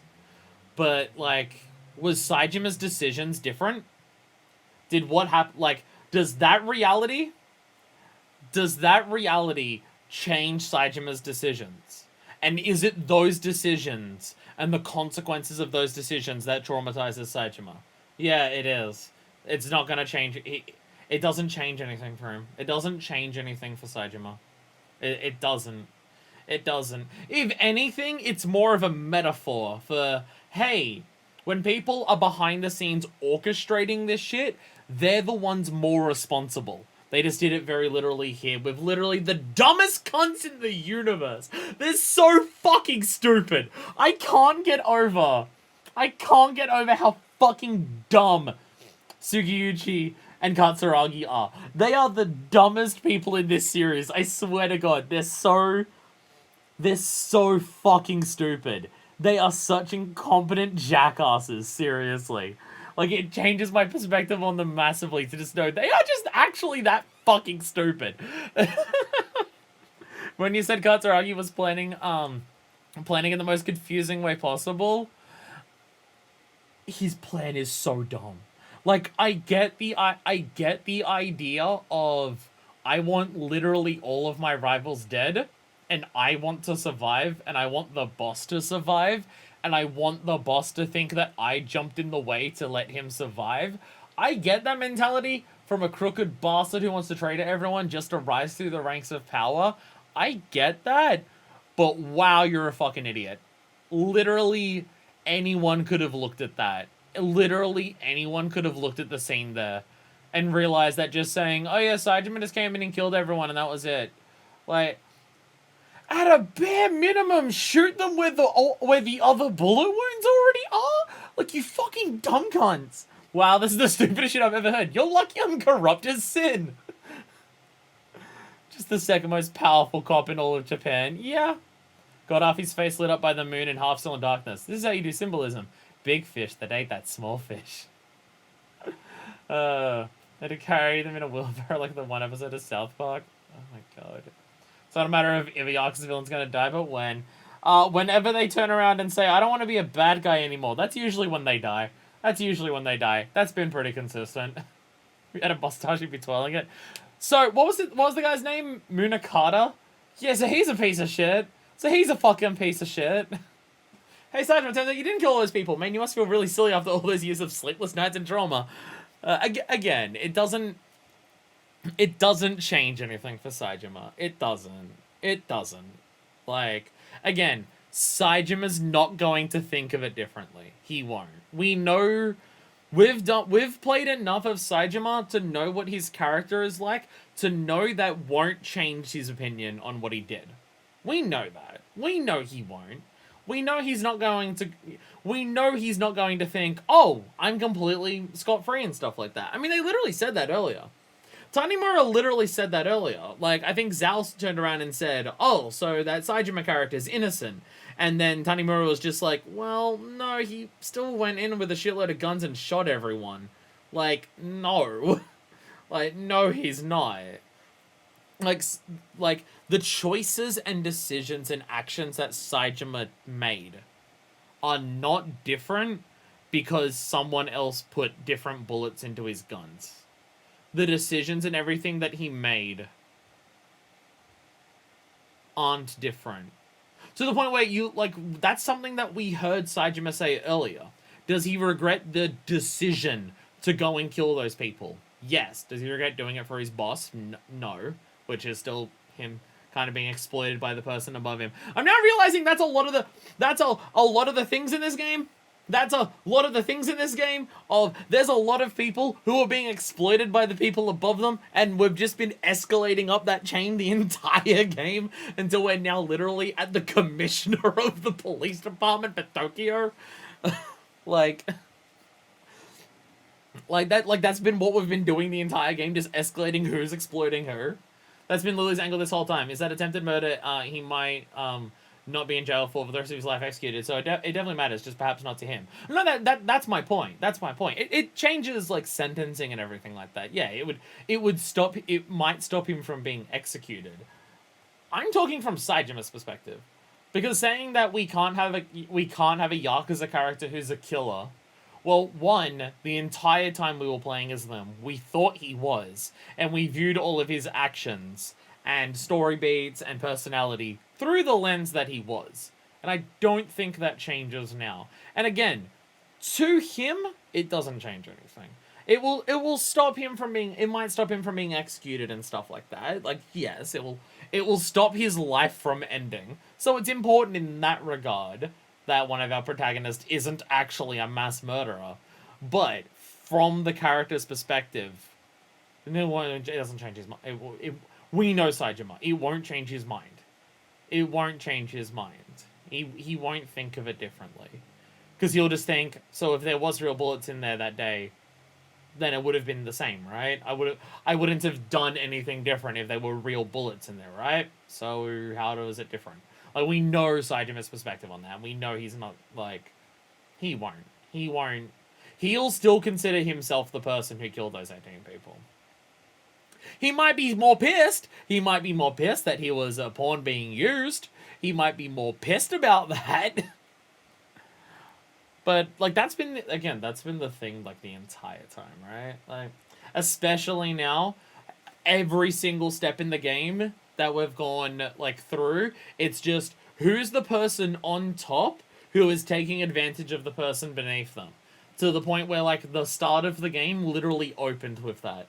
The start of the game started with the people on the bottom rung of a ladder being exploited and used and tossed away with Ihara and Mishima at the club.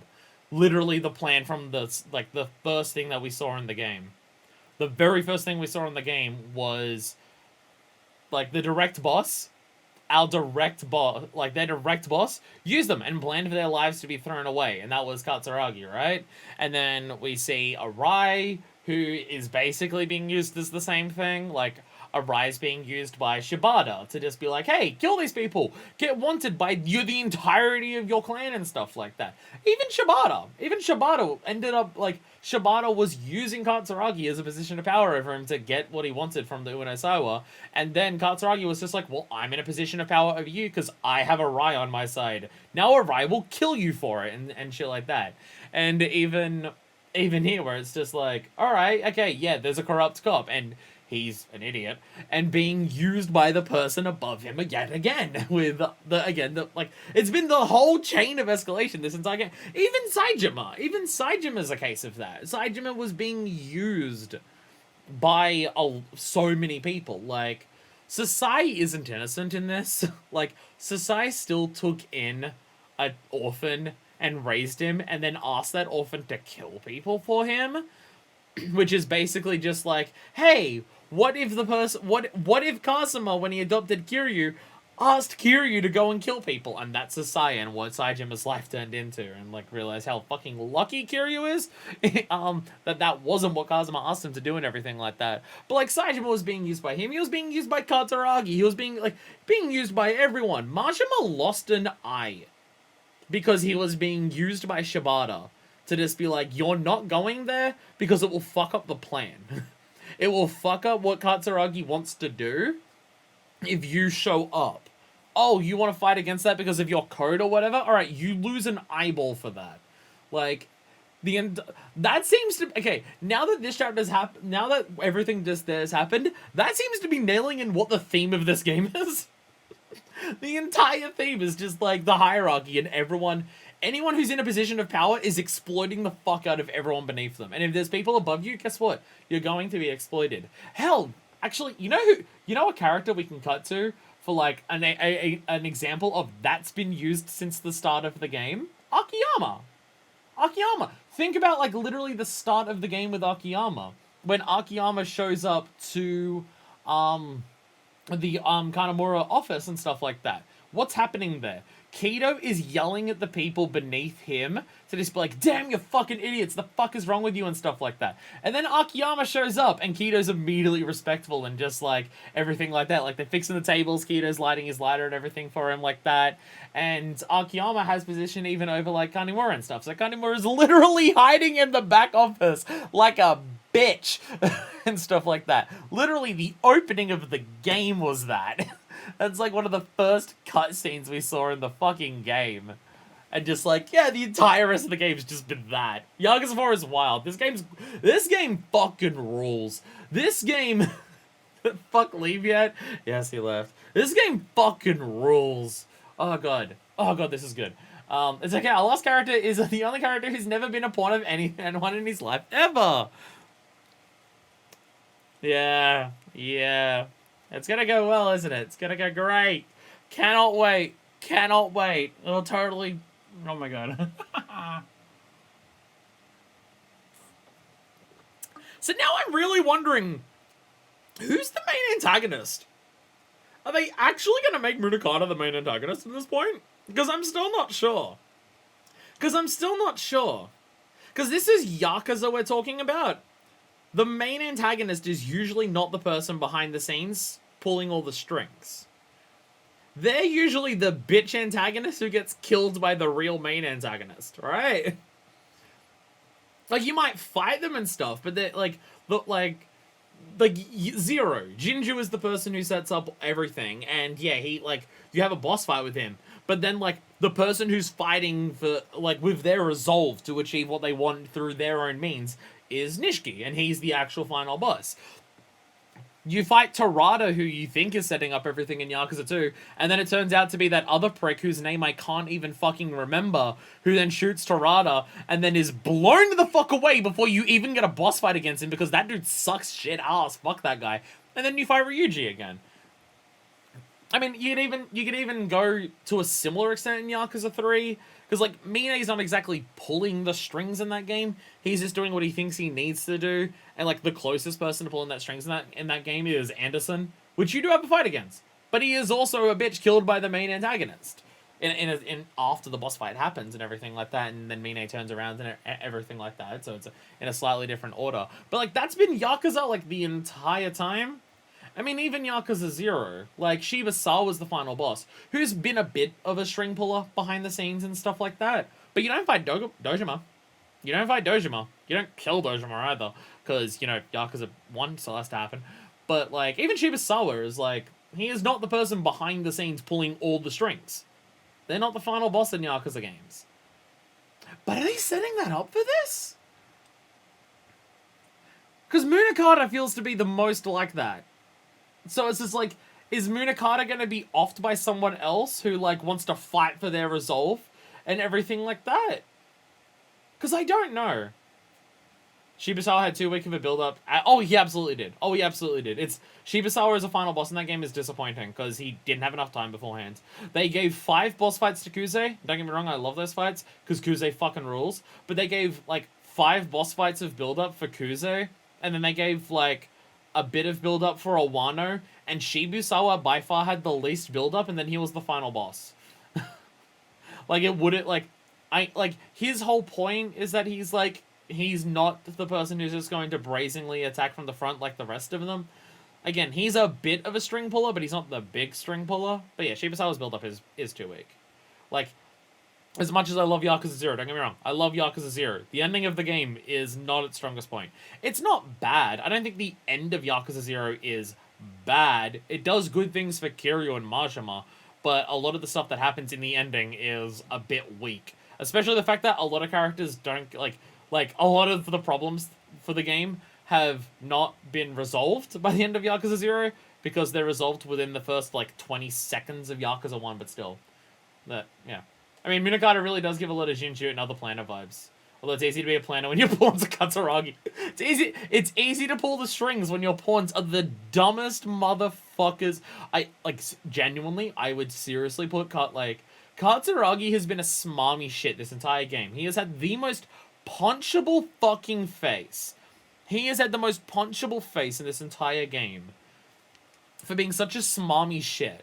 But with that one introduction of what his plan was, it genuinely makes Katsuragi seem like the stupidest person in the franchise, which is hilarious. He is so stupid. I was literally shouting at the screen. I wanted to pause the game because he was so fucking stupid, right? I literally tried to press the pause button to pause the game and yell at Katsuragi for how stupid he was. And then literally the next cutscene was a character explaining how fucking dumb he was. Can't wait to see a Kuze spin-off where we just see what he's been up to since Zero. I can dream. That's just watching the movies that Kuze's been an actor in. because Kuze's actor is just Kuze in stuff. Like his mannerisms, the way he talks and everything, and the way he looks, it's just Kuze. It's just Kuze. They did such a great job in Yakuza 0 of just putting those people from real life into a game in every way. Like, it's so good. It's so good. It's done really well.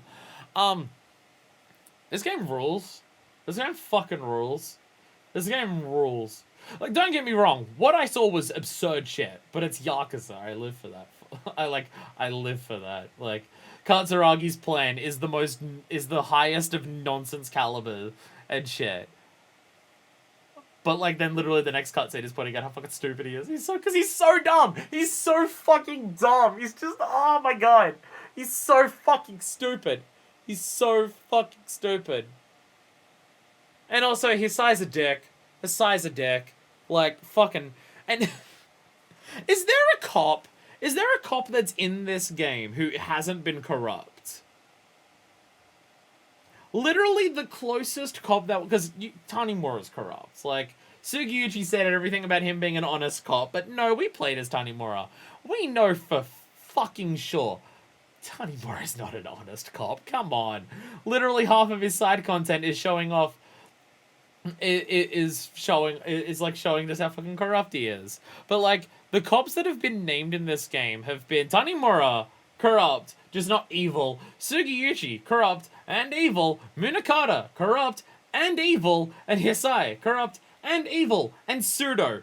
Sudo is the one cop we've seen in this game who isn't corrupt. But the thing is, okay, Sudo's the one the cop in this game who we know the name of who hasn't been corrupt. What did Sudo do in this game? What did Sudo just do? He showed up and was unable to do anything. I think that's a very important thing. I think that's very important. Literally relates to the shirt that I'm wearing. Sudo shows up to just be like, I have the entire squad with me. Here are 1 million cops and me. We are here to stop you, corrupt cop. And what does Sugiyuchi say? I literally don't fucking care. Try and stop me, you idiots. Like, I think they do that very deliberately. Also, I mean, like, this game is very, very open about just, like, how, hey, guess what? Government things that have a lot of power, corrupt as fuck. There's the secret evil prison we learned about earlier. And then literally every single cop that we've met has been corrupt as fuck. And the one person that we know that isn't corrupt, who is a cop, shows up in the game for the pure demonstration of the fact that an honest cop still can't do jack fucking shit to stop a dishonest one. But they could have just had Tanimura chase Sugiyuchi. Sugiyuchi could have said that same dialogue to Tanimura, and he's just like, oh, what, are you gonna shoot me and lose your job and everything like that? And Tanimura could have just tried to stop him. They could have done that, but no. They brought a cop that we know isn't corrupt from previous games, because he's been helpful in previous games. They brought him in just to show him do nothing. And I think that's a very, very deliberate choice, to just be like, hey, guess what? You know how all of these cops are corrupt? Here's the honest one. He can't do anything about it, though. Again, what's the point of good cops if they can't do anything? It's almost like the saying of a few bad apples spoil the bunch means that they spoil the fucking bunch and they can't do anything, right? I wore such an appropriate shirt today. I just wore it because it was the final episode of us playing as Tanimura and stuff, but fuck, it was an appropriate shirt today. Rubber bullets really makes or breaks how a lot of people feel about Yakuza 4. Some people honestly think it's too stupid and they think it actually brings down the entire plot. Who? Okay, the people who think that rubber bullets is too stupid and it brings down Yakuza 4. I have a question for those people. Have they played literally any other Yakuza game? Have they played literally any other Yakuza game? What? What? They're the stupidest people. But as a plot twist, no, come on. This is Yakuza we're talking about. Yakuza is absurd. Yakuza's absurd. Pat is on the rubber bullets a bad train? Why? Why? Why? It shows that Katsuragi and everything are stupid, yes. But I think that's an important point. I think it's an important point to show how stupid Katsuragi is. Because up until this point in the game, you've thought that Katsuragi has been behind the scenes manipulating everything. And he's exploiting all the people beneath him. And then they turn around and say, hey, no, there are still people who have more power than Katsuragi. Yeah, he's going to be exploited for it. And stuff like that. So the fact that it shows that... Because everyone beneath him is shown to be an idiot chump. Like... Again, it's turning Katsuragi into what Ihara was at the beginning of the game. Ihara was some dumb idiot who was asked to just go ruin a club, and he was being exploited and turned to be thrown away into the garbage for the people above him to being exploited. And Ihara was an idiot at the beginning of the game. He was a fucking dumbass. He was just breaking shit there. He was acting like an idiot and stuff like that because he was being exploited and stuff like that. So you think that Katsuragi is like the person who's pulling all the strings in the top shit. So they make him do something stupid to show that, yeah, there are people above him, and they're going to exploit him as well for the exact same reasons. Like, it's turning who you thought was the big bad up until this point into the game into one of the people beneath him on the ladder. Like, they're just flipping the scripts to just go, hey, no, this goes higher. Corruption goes higher and stuff like that. There are people who are above Katsuragi, and they will exploit him because they're above him and stuff like that. That to me, that's what that is. Their plan is dumb. Their plan is the stupidest plan that there has ever been. But I don't think the reveal behind it's dumb. I personally feel that Rubber Bullets itself is fine. It's just used as shorthand for all the BS that comes with 4's plot. I think calling this game's plot BS or anything like that means you haven't played other Yakuza games. Literal Rubber Bullets twist, that is. I think you haven't played... It's the entire Tiny More finale for this fate. I need to spawn. Deku, stop grinding relics. Again, if this is the breaking point for you, I question if you've played other Yakuza games. I really do. I'm sorry. How many secret orphans have been in this game so far? How many secret orphans have we had? Tachibana had stand powers within like 3 hours of Yakuza 0. Tachibana literally had stand powers to turn off the city. Like at the beginning of Yakuza 0. Yakuza 0 is more twisty than this. Yakuza 0 is way twistier than this. And Yakuza 0 actually tries to fake you out sometimes. There are some twists in Yakuza 0 that actually try to fake you out by not revealing anything and make, like showing Tachibana's tattoo. Like, they show Tachibana's tattoo to make you think, oh, Tachibana's the bad guy. But no, it's because he got the tattoo of the bad guy because he was part of the same gang and stuff like that. Yakuza 0 is way twistier than this. I mean, we're not at the end of the game yet, but like, we're 3/4 through the game. Yakuza 0 is more twisted than this game, 3/4 of the way through Yakuza 0. His 3/4 of the way through Yakuza 0 is before the final time that you play as every character. Which, yeah, because you play as each character 4 times in that game. So we're at the equivalent of finishing Majima's 3rd section. Yes, Yakuza 0 is twistier and more ridiculous than this game with its twist. I don't know. No one acts as stupid as Katsuragi in any of the twists in that game, but none of them are more ridiculous, I think. In Yakuza 2, everyone is a secret Korean. The secret Koreans of Yakuza 2 is just everyone. Again, I haven't seen the end of this game yet, but if Rubber Bullets is the breaking point for you for Yakuza, I'm sorry, but I don't think you've played Yakuza. Like,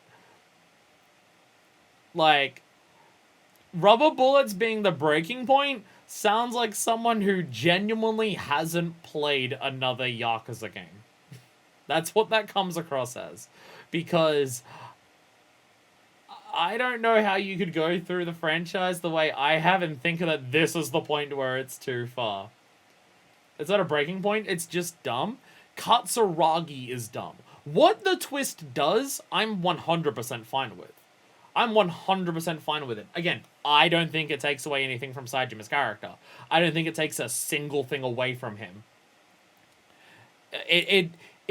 The only thing it takes away from Sajima's character is an ending where he'll be executed. Or just stay on the run from the police forever. I mean, he'll probably still be on the run from the cops forever, because he probably still doesn't want to go back to prison. But, like, the only thing it takes away from Saejima is an ending of the game where he's executed. I don't think it changes anything for Saijima's character. And again, I think it's a good way of showing, hey, you know this person who, like, has been the piece of shit this entire game? And guess what? He's no different. He's no different to anyone else who is people taking advantage of them. In fairness, 4 was some people's first Yakuza game, but I don't know how much of a connection there is. Again. Even, like, 0 is twistier than this, but also 0 came out after this, so, fair. But, like...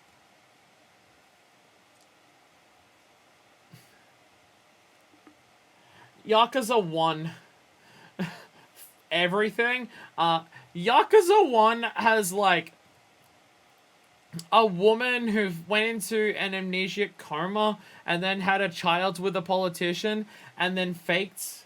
like, one of, like, herself disappearing, and then came back as her twin sister that no one had heard of with a new haircut, and then opened up a really expensive bar on the top of the biggest tower in the city for cover. Like, come on.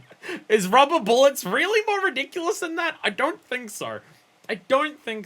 Again, is it as stupid? Honestly, still no. Honestly, still no. Katsuragi thought 0 things through when he went through with this plan. But like, is the plot twist of Rubber Bullets more ridiculous than everything with Yumi and Mizuki? No, it's not more ridiculous than that. That's the first Yakuza game. Sayama and Ryuji are related and are both secret Koreans, and the Korean killer that you've been running around with is actually like the father of one of them and stuff like that. Is Rubber Bullets more ridiculous than that? Okay, they're probably about equal, but still though. Oh, the person who's been like working with the CIA has been your father's twin brother who no one had heard about and speaks English.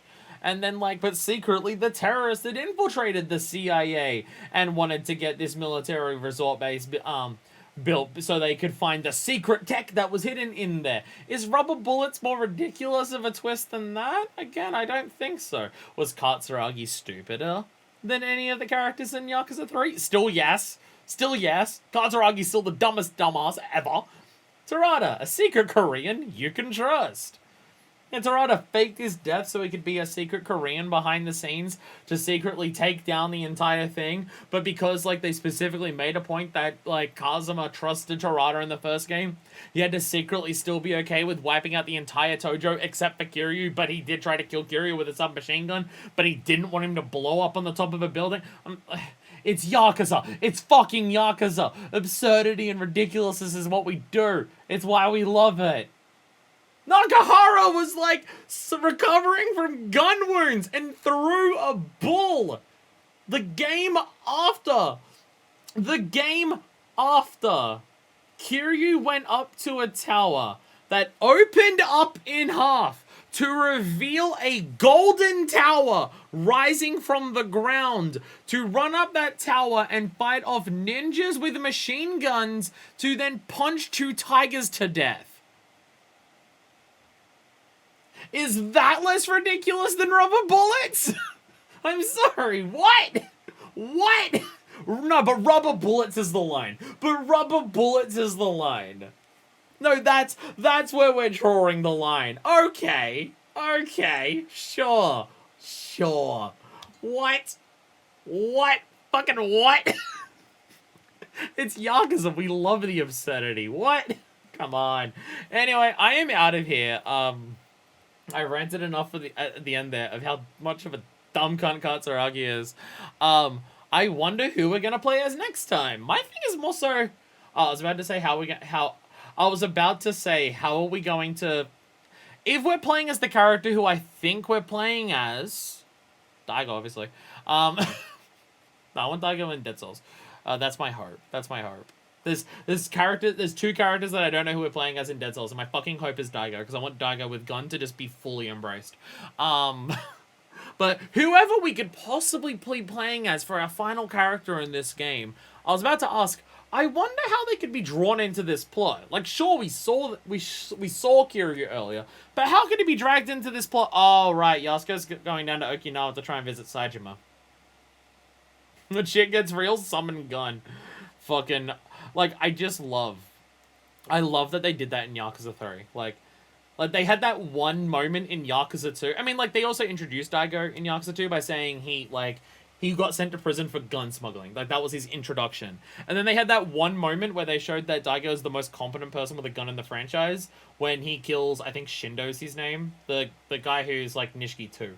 Like, and Daigo just puts him down instantly, and he's just like, damn, Daigo's an actual fucking Yakuza. Like, I love how there's that one moment in Yakuza 2. So Yakuza 3, they're just like, you know what? Fuck it. We're going to embrace that to the most level. Yeah.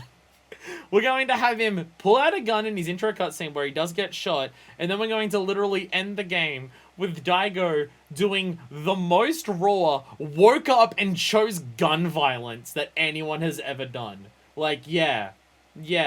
Daigo with gun was a fantastic moment in Yakuza 2. Let's push that to its logical limit in Yakuza 3, which is why I'm so desperately hoping that he is one of the playable characters in Dead Souls. I obviously don't want to know. I know Kiryu, and I know Majima. I know Majima because, like, when I was playing Yakuza 0, it was just like, this is the first time that Majima's been playable in a game. Well, except for, like, the zombie shooter later on and stuff like that. So, like, I've known about Majima being playable in Dead Souls, like, since Yakuza 0. But I know that game has 4 playable characters, and I don't know who the other 2 are, so I don't want to know, obviously. But I'm hoping, desperately, that one of them is Daigo. Anyway, I am out of here. Thank you all so much for watching. Next time, I wonder who we'll play as. Probably Batman, if I had to guess. So thank you all so much for watching, and until then, this is version 2, signing out.